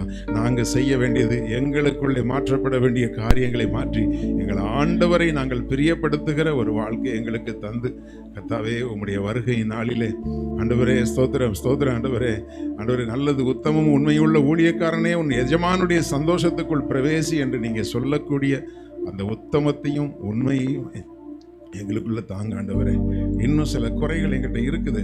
அந்த குறைகள் எல்லாம் ஆண்டவரே இயேசுவின் நாமத்தில் நாங்களுடைய சமூகத்தில் ஒப்பு கொடுக்கிறோம். தகப்பனே, நம்முடைய கல்வாரி ரத்தம் எங்களை இன்னும் கழுவி சுத்திகரித்து எங்களுடைய குறைவுகளை எல்லாம் தேவன் நீக்கி நாங்கள் நிறைவுள்ளவர்களாய் எங்கள் ஆண்டவருக்கு முன்பாக உத்தமமாய் நடக்கிற ஒரு வாழ்க்கையை தந்து ஆண்டவரே எங்களுக்காக நீங்கள் சிந்தின ரத்தத்துக்காக ஆண்டவரே நீங்கள் சந்தோஷப்படணும்ப்பா. அப்படிப்பட்ட வாழ்க்கையை தந்து எங்களை வழி நடத்துங்க. இந்த வேளையிலும் கூட கர்த்தாவே உங்களுடைய வார்த்தையை கொடுத்த ஆண்டவரே அருமையான நண்பருக்காக செபிக்கிறேன், தங்கைக்காக செபிக்கிறேன், பிள்ளைகளுக்காக செபிக்கிறேன், சந்ததிகளுக்காக செபிக்கிறேன். தேவனாகிய கர்த்தர் உங்களுடைய பிள்ளைகளையும் பிள்ளைகளுக்கு உண்டான எல்லாவற்றையும் தேவன் நீங்கள் பொறுப்பெடுத்து ஆசீர்வதித்து ஆண்டவரே ஸ்தோத்திரம், ஸ்தோத்திரம். இப்பொழுதும் அவருடைய வாழ்க்கையில் என்னென்ன ஆண்டவரே தடைகள் இருக்கிறதோ, என்னென்ன ஆண்டவரே ஸ்தோத்திரம் ஆசீர்வாதங்களை வர விடாதபடிக்கு ஆண்டவரே பலவித சத்துருடைய போராட்டங்கள் இருக்கிறதோ அவைகள் இயேசுவின் நாமத்தினாலே தகர்த்தெறியப்பட்டு போகும்படியாக கர்த்தாவே ஒரு திறந்த வாசலை தேவன் கட்டளையிட்டு ஆண்டவரே உமக்கு ஸ்தோத்திரம், ஸ்தோத்திரம். நல்ல ஆரோக்கியத்தோடும் நல்ல சுகபலத்தோடும் சந்தோஷத்தோடும் சமாதானத்தோடும் கர்த்தருடைய ஊழியத்தை இன்னும் மகிமையாய் செய்ய தேவன் அனுகிரகம் பண்ணும்படியாக சபையாராய் நாங்கள் இயேசுவின் நாமத்தினாலே அவருடைய குடும்பத்தை ஆசீர்வதித்து ஜெபிக்கிறோம். தகப்பனே, உன்னத ஆசீர்வாதங்களினால் தேவன் நிரப்புவீராக. இம்மைக்கும் மறுமைக்குரிய நன்மைகளில் ஒரு நன்மையும் குறைவுபடாதபடி தேவனாகிய கர்த்தர் ஆண்டவரே உடைய தாசனையும் தாசனுடைய குடும்பம் முழுவதையும் நீங்கள் ஆசீர்வதிக்கும்படி ஒப்பு கொடுத்து ஜெபிக்கிறோம். தகப்பனே, இந்த நாளில் வந்திருக்கிற பிள்ளைகள் ஒவ்வொருவரையும் தேவனாகிய கர்த்தர் நீர் ஆண்டவரே உடைய வார்த்தைகள் மூலமாய் ஆசீர்வதித்திருக்கிறீர். தகப்பனே, உடைய வார்த்தைகள் ஆண்டவரே ஆம் என்றும் ஆமேன் என்றும் உடைய பிள்ளைகளுடைய வாழ்க்கையில் நிறைவேறும்படியாக ஆண்டவரே கர்த்தருக்குள்ளே தங்களுக்குள்ளே ஒரு பெரிய ஆண்டவரே ஒரு மனமாற்றம் உருமாற்றம் உருவாவதற்கு தங்களை முழுமையாய் அர்ப்பணிக்கும்படியாக ஒவ்வொருவரையும் தேவன் ஆண்டவரே ஸ்தோத்திரம் ஒரு கர்த்தருக்கு மகிமையான சபையாக இந்த சபையை தேவன் நீங்கள் ஆசீர்வதிக்கும்படி ஒப்பு கொடுத்து ஜெபிக்கிறோம். விசேஷமாக இந்த நாளில் ஞானஸ்நானம் எடுக்க போகிற பிள்ளைகளுக்காக நாங்கள் ஜெபிக்கிறோம். கர்த்தாவே உமக்கு ஸ்தோத்திரம். மனம் திரும்புகிற ஒரு பாவி நிமித்தமாய் ஆண்டவரே பரலோக ராஜ்யத்தில் தேவ தூதர்களுக்கு முன்பாக சந்தோஷம் உண்டாகி இருக்கிறது. தகப்பனே, அந்த சந்தோஷத்தை கொடுக்கிற இந்த பிள்ளைகளை தேவனாகிய கர்த்தர் உடைய வருகை மட்டும் ஆண்டவரே கர்த்தருக்கு பிரியமான பிள்ளைகளாய் காத்து வழி நடத்தும்படி உலகத்தினுடைய சோதனைகள் போராட்டங்கள் எல்லாவற்றுக்கும் தேவன் விலக்கி பாதுகாத்து கர்த்தாவே உம்முடைய அக்கினி மதில் பிள்ளைகளை சூழ்ந்து கொள்ளும்படியாக இயேசுவின் நாமத்திலே பிள்ளைகளை ஒப்பு கொடுத்து நாங்கள் ஜெபிக்கிறோம். ஹல்லேலூயா. இன்னொரு காரியத்துக்காக நம்ம ஜெபம் பண்ணுவோம்.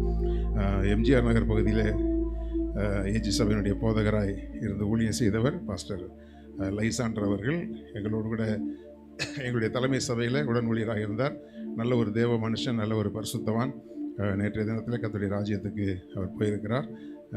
ஊருக்கு நாகர்கோயிலுக்கு அடக்கத்துக்காக அவங்க கொண்டு போயிருக்கிறாங்க. சகோதரி தான் இனிமேல் அந்த சபையை பொறுப்பெடுத்து நடத்தணும். ஸ்தாபனம் அவங்களுக்கு அந்த அங்கீகாரத்தை கொடுத்துருக்குறாங்க.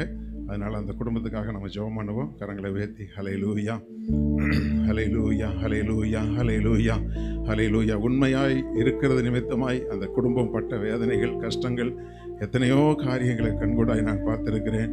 கர்த்தாவே உமக்கு ஸ்தோத்திரம், ஸ்தோத்திரம், ஸ்தோத்திரம், ஸ்தோத்திரம். அன்றியும் தேவ பக்தியாய் நடக்க மனதாய் இருக்கிறவர்கள் துன்பப்படுவார்கள் என்று சொல்லப்பட்டிருக்கிறது. ஆனாலும் கர்த்தாவே ஆண்டவரே ஸ்தோத்திரம். அந்த குடும்பத்தினுடைய இனி வருகிற நாட்கள் கர்த்தாவே அந்த குடும்பத்துக்கு ஆண்டவரே நல்ல மன மகிழ்ச்சியும் சமாதானமும் சந்தோஷமும் நிறைந்த நாட்களாய் இருக்கும்படி அருமையான சகோதரிக்கு அதற்கேற்ற கிருபைகளை தந்து, பலத்தை தந்து, அவருடைய மகனுக்கு ஏற்ற அபிஷேகத்தை, கிருபைகளை தந்து தேவன் வழிநடத்தும்படியாக ஆண்டவரே கடந்த நாட்களுடைய ஊழியத்தை பார்க்கிலும் அந்த குடும்பத்தினுடைய ஊழியம், ஆண்டவரே இந்த சபையினுடைய ஊழியம் ஆண்டவரே மென்மேலும் மகிமையாய் ஆசீர்வதிக்கப்படும்படி ஒப்பு கொடுத்து செபிக்கிறோம்.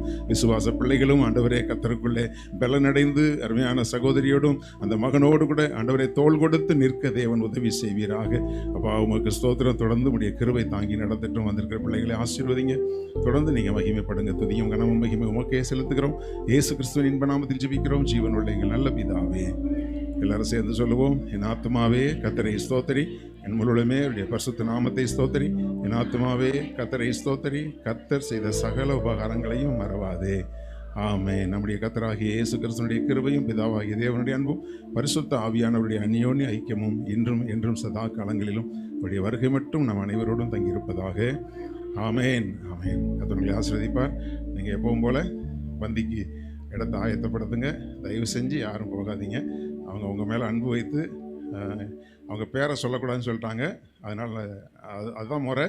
அதனால் கர்த்தருக்கு மகிமையாக உங்களை சந்தோஷப்படுத்துறதுக்கு செய்கிறாங்க. தயவுசெய்து எல்லோரும் இருந்து நீங்கள் உணவருந்தி விட்டு அப்புறம் போங்க. ஞானஸ்நான ஆராதனைக்கு வெயிட் பண்ணுறவங்க இருந்து நீங்கள் நின்று அந்த பிள்ளைகளை ஆசீர்வதித்து ஜெபிச்சு கடந்து போகலாம்.